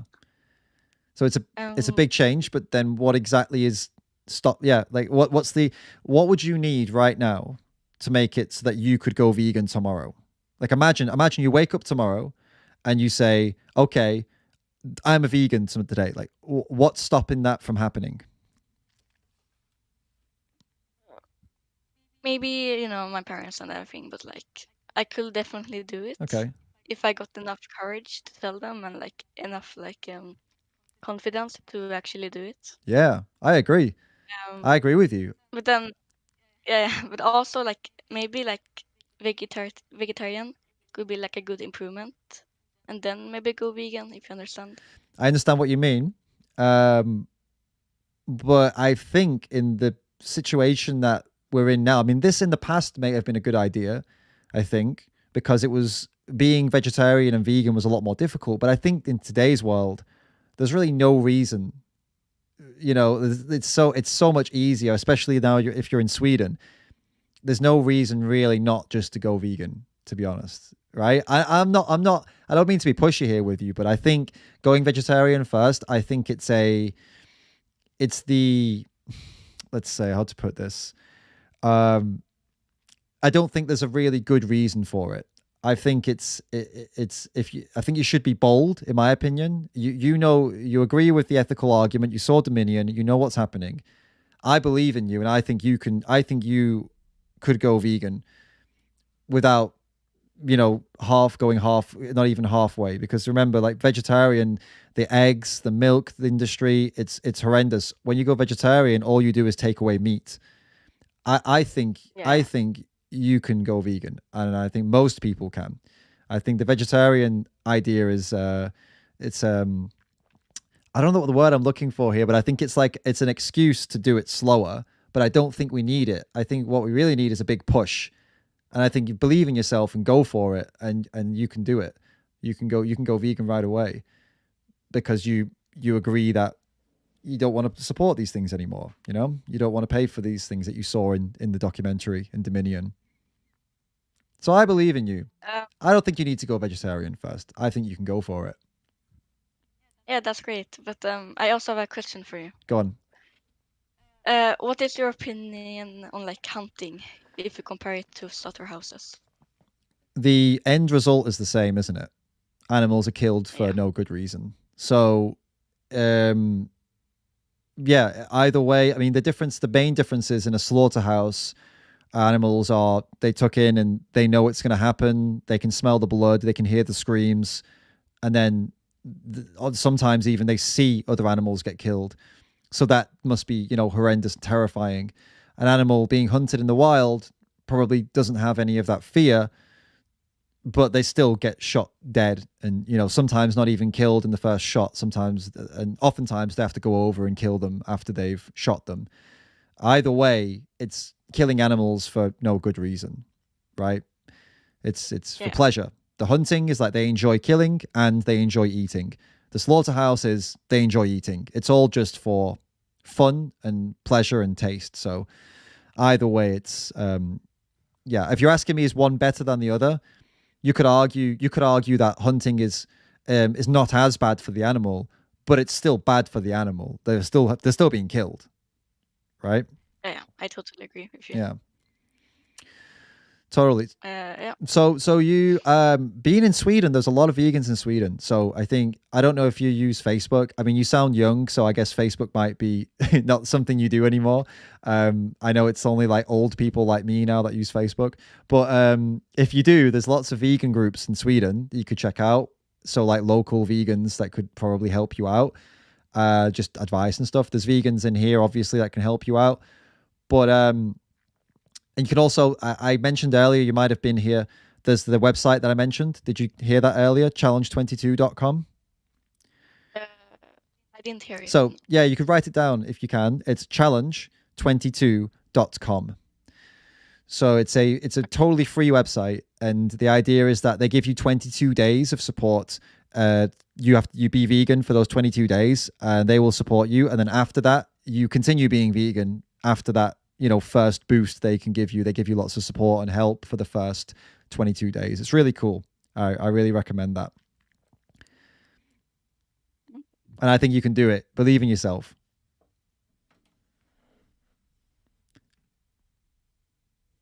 Yeah.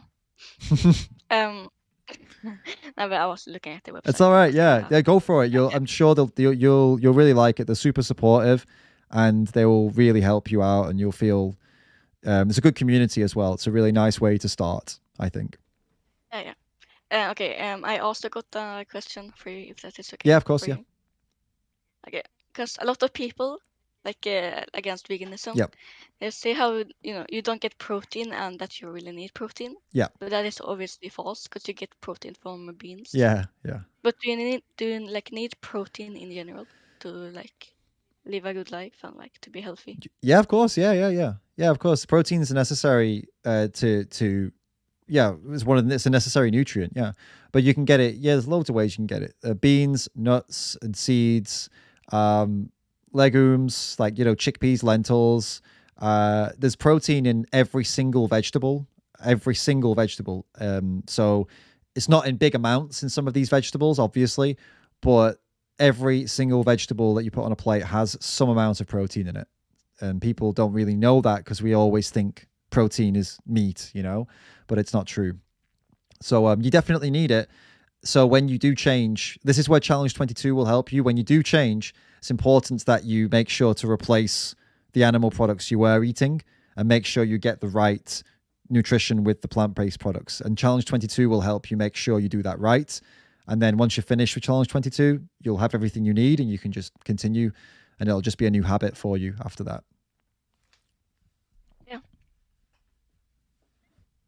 Sounds good.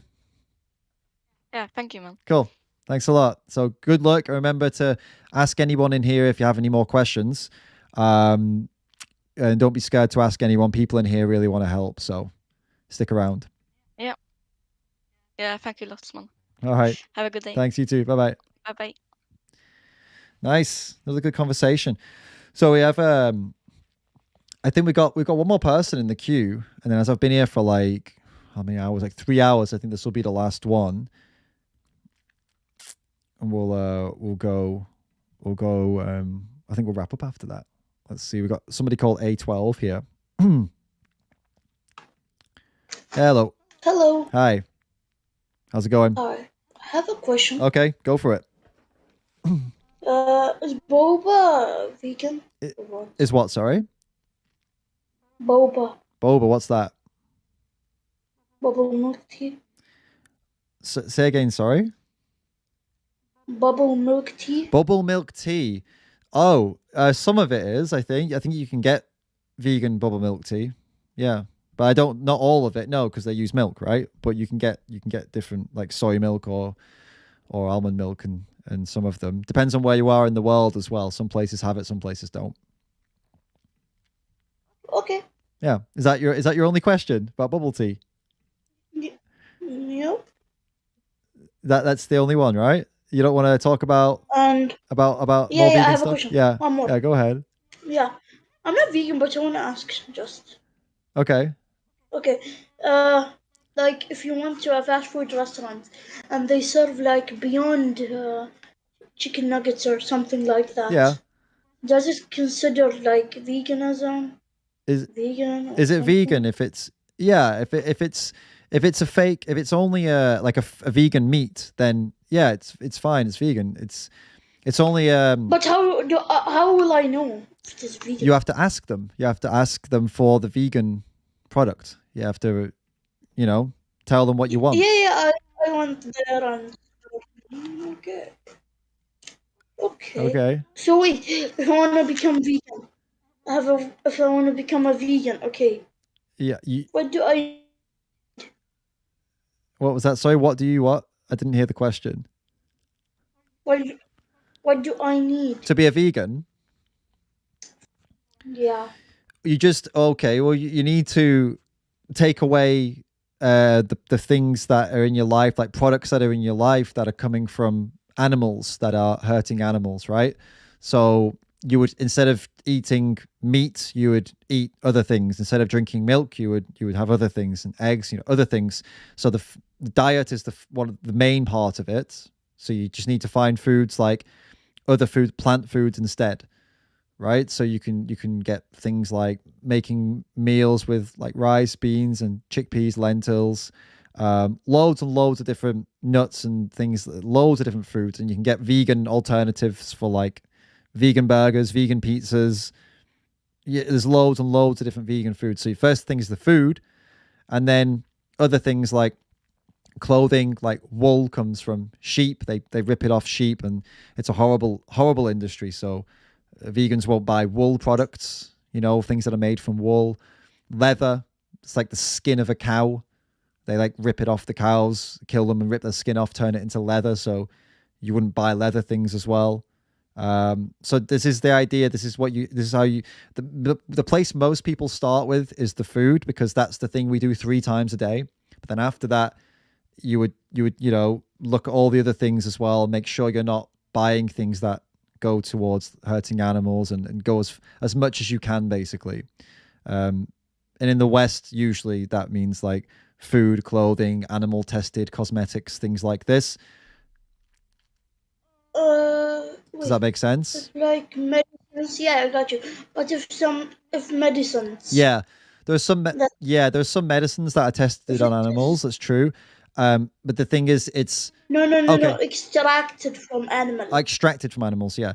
So with medicines, it's a tricky one, because obviously, if you need a medicine to survive, if you need a medicine to live, then you're not going. It's not recommended to die, okay, rather than take a medicine that has animal products in it, right? So the point is that being a vegan it's not perfect. It's not like you can do everything perfectly. There are going to be times where you're in very difficult situations like that.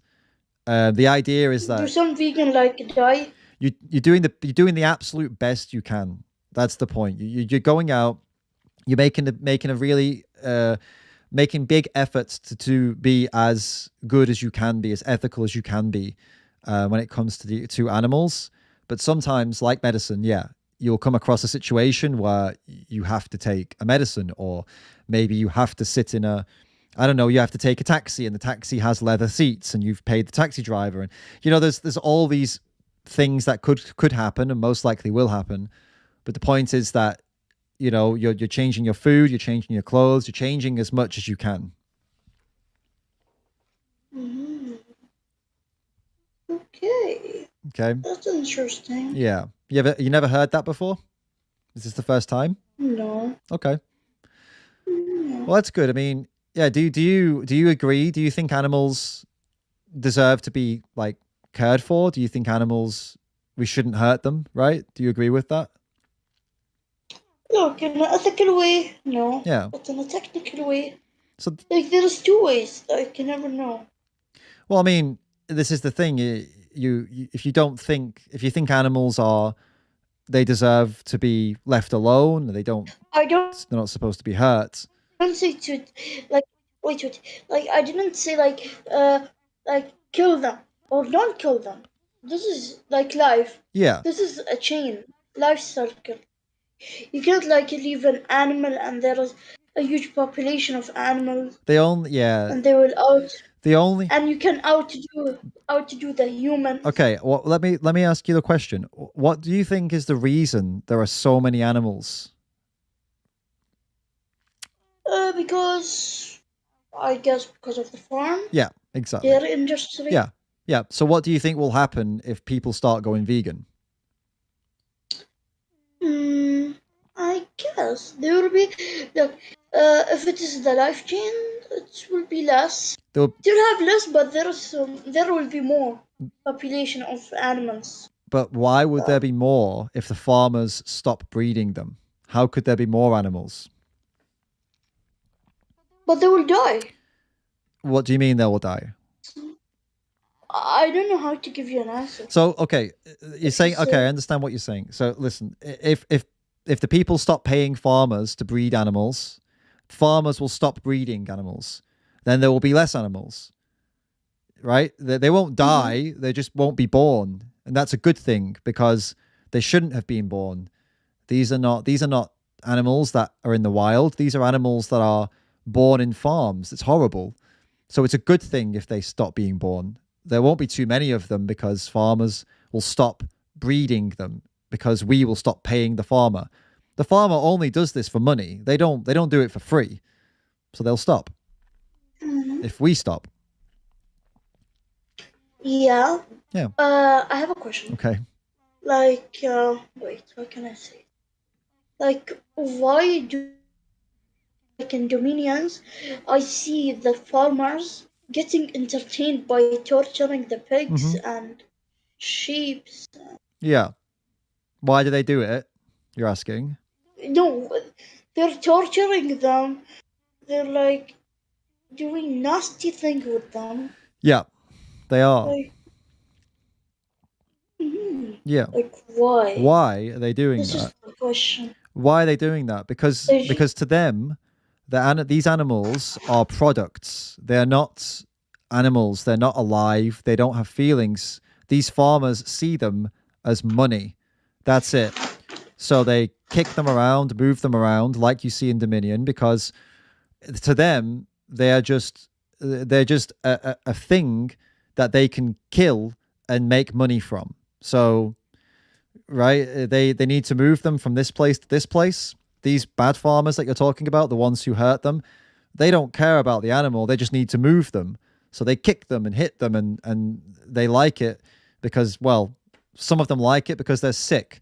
And some of them do it because they just don't care about the animals. And yeah, these are the worst people into the scum of scum of society. How many population? Sorry? How much is the population? Of what? bad farmers. Like, it is a low population. Oh yeah, no. I'm not saying that this is representative of every farmer on the planet. I'm saying the farmers that do this, that kicking them and hitting them, these are the scum. These are scummy people. They're horrible people, and they're not. I don't think most farmers do that to them, but every single farmer sends them to slaughterhouses and has them killed for money. So even though all farmers don't kick them and hit them, all farmers sell them to be killed in a slaughterhouse. So, all farmers are still responsible for these animals being abused. Okay, but wait, in your childhood, when did you become vegan? I've been vegan for about 12 years. 12 years. Okay. Let's say before the 12 years. Okay, you paid for every farmer. You paid for a lot of farmers to slaughter them. I was like, yeah, sure. So like you can't say like, okay, if you grow in a vegan household, is it okay?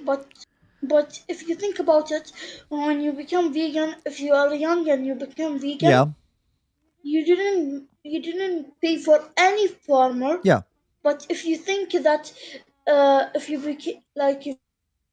if you are born in a people that eat meat, red meat, and fishes, and everything, you think that you paid for most of your life. You paid for slaughtering. Yes. And like the other half of your life, you didn't pay. Yeah. Like this is the part that I'm confused.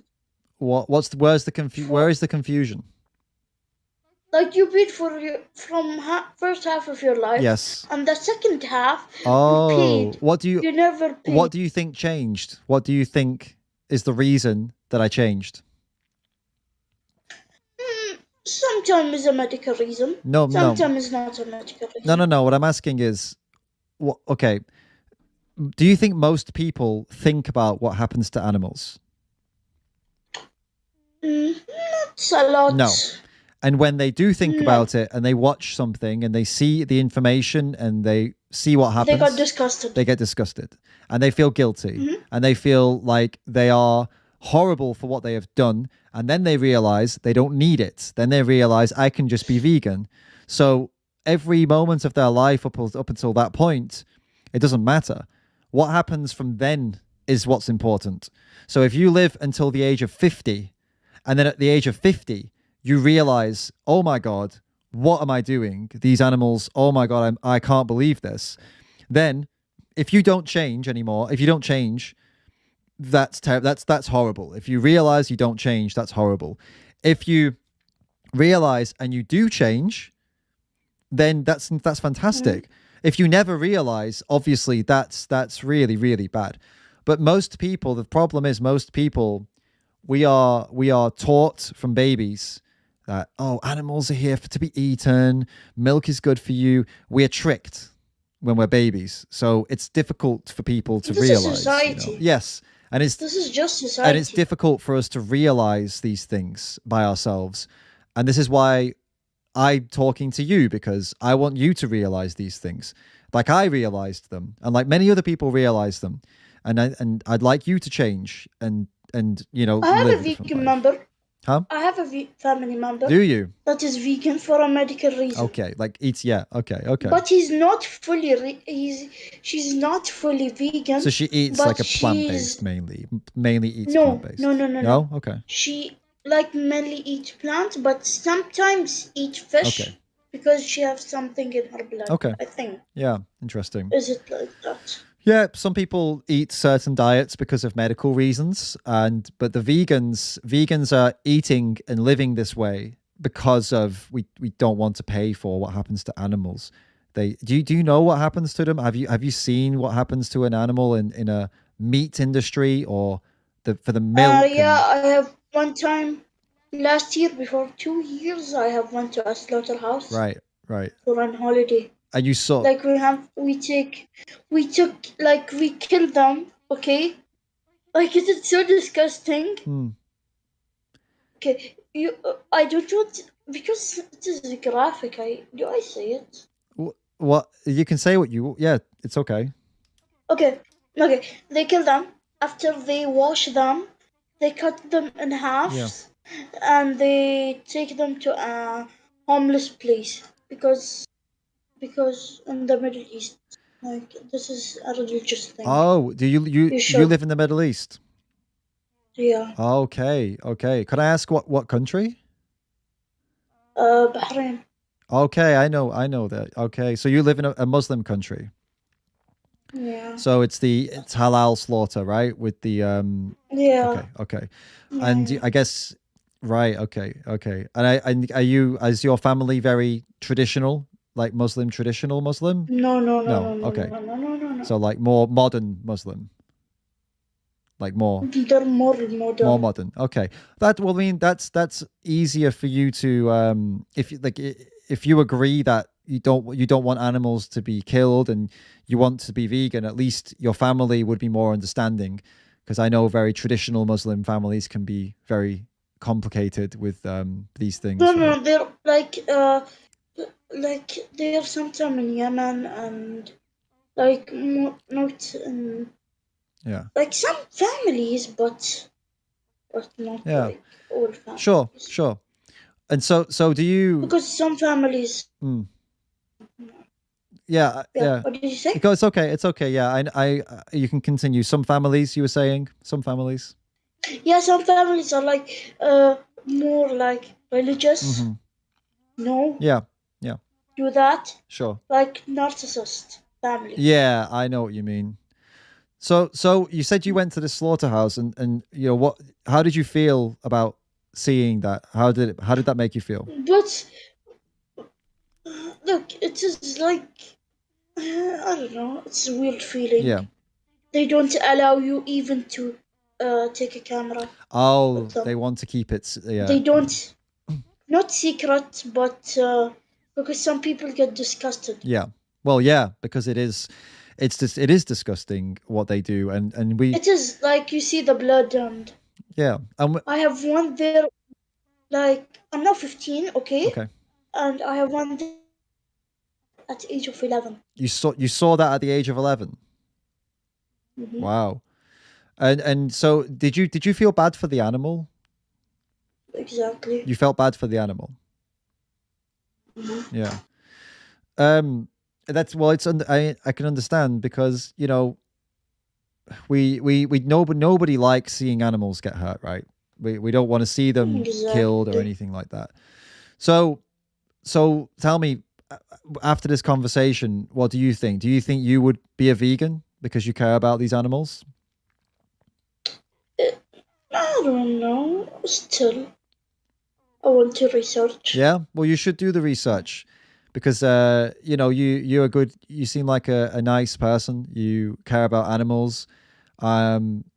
You have a good. It sounds like you have a good, you know, family that could support you, and you could explain to them how you feel about animals and that you want to change. It sounds like to me like you've got a good opportunity to do something very good for animals. So I would recommend you stay in this server, okay, and get involved in the conversations in the general and in the chats, okay, and keep on asking questions about, you know, maybe there's some people who are in your country or maybe near your country who could also help you with some of those things, and you know, how to go vegan where you are. Because Beyond Meat is hella expensive. Yeah, I know. But the good thing is that you don't need to eat things like Beyond Meat to just be vegan. $50.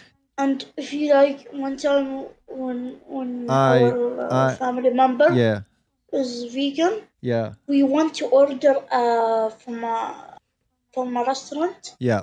It became like It's not cheap, I know, but the good thing is that I don't know about your country's food specifically, but a lot of food in the Middle East is vegan. A lot of food, like a lot of you got like hummus. Like hummus is the best thing ever, by the way. I love hummus. You got like things like, tell me if I'm wrong, but I'm pretty sure you have like a lot of beans, falafel, hummus, a lot of bean based dishes, right? Lots of beans. Loads of things are vegan. So you're in a good place. It's just, I know a lot of things have meat as well. I know that, but there is a lot of great food. So I think it would be an easy thing. You know, if you don't need Beyond Meat, you can definitely have good things like the hummus and the falafels and the other bean dishes that you have there as well. And there's lots of dishes that you can make vegan or It is already are like vegan. Just like not make vegan. It is like how to say it, like a small dish. If you like eat as like, a backcrust, you eat it. We eat it sometime at breakfast. Okay. And dinner. Okay. Yeah. There's lots of dishes you can go for. So I think the best thing for you is to stay, as I said, stay here in the server, keep talking to people, keep learning. Can you give me the curious role? If you can. Say again, sorry. The what? The curious. What's that? Curious. The curious, role. Curious role. Yeah, sorry, of course. I guess an admin will need to do that. I think I can see Haz is in here. I'm pretty sure Haz is an admin here, or a mod. Could you give A12 the curious role, please? If there's a mod here, that would be great. Let me know if you get it, dude. Somebody should be doing it now. I guess I can't do it myself because I'm not a. Oh yeah, I got it. You got it? Perfect. Also, dude, I've just realized I can invite you. I've just sent you an invite to my server as well. So, if this server's where, how? You should have it in your inbox now. So I didn't realize. I just realized I could do that. I could send people invites. So my server, if this one's quite big, you'll get loads of support. But you can also ask the same questions in my server as well, and you'll get some support there as well. So we can, just in case you want to, talk in a smaller server or whatever. We've got different content and different things. So stick around both of them if you want. Okay. And keep in touch, dude. Can you invite? I have invited you. It should be in your messages. I didn't get it. No, I can see it on mine. It says, hold up.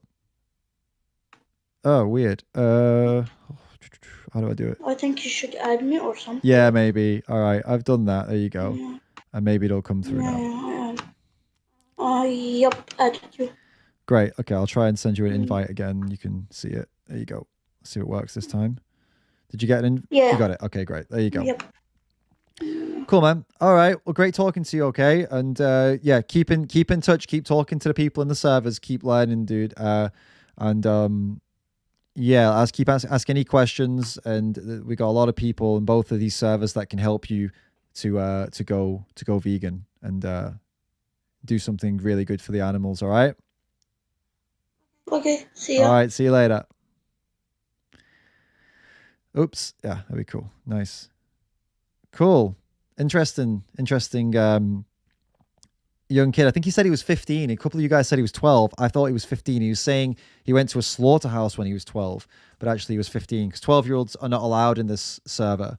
But no, very interesting conversation. And I tried to be a little bit softer there because I felt this was like brand new for the guy, and it felt like I wanted to be as fair as possible and not scare him off with all of our hardcore vegan stuff, the dark side. For anybody on the YouTube who's wondering what the hell this all is, go join this Discord server, Animal Rights Advocates. They're the biggest animal rights server on Discord. It's a really cool server, loads of stuff going on. If you want to get that vegan circle jerk in, this is a great place for it. And you can and you can meet non-vegans too and talk with them because they vet people to make sure that the trolls don't stick around, and you're talking to real people who actually most of the time have like real questions and really want to get into the stuff. So it's a great place to be. This t-shirt, Veganism and Justice for Animals, it's a new t-shirt on the website. It's got a great back print as well, by the way. I'm really happy with this. Go check out on the website to go see what the back print is. I'm going to let you get surprised by that. It's really fucking cool. I'm really proud of it. It's obviously inspired by a certain metal band. So check that out. It's on the website, davidrams.com. I enjoyed today. I feel energetic. I usually feel tired after these kind of long debate discussion streams, but this one was really good. I feel feel inspired, guys. I hope you feel inspired too. So I've just opened my browser and I was Googling hypoglycemia. I went to double check, like, wait a minute. I know what it is, but I want to make sure that I'm not losing my mind right now, and that I actually think it is what I think it is, and this kid's not like right and I'm wrong on something. Just open so funny. I keep calling out that BS, guys. I will see you all in the next video. Thanks so much for watching. See you all very soon.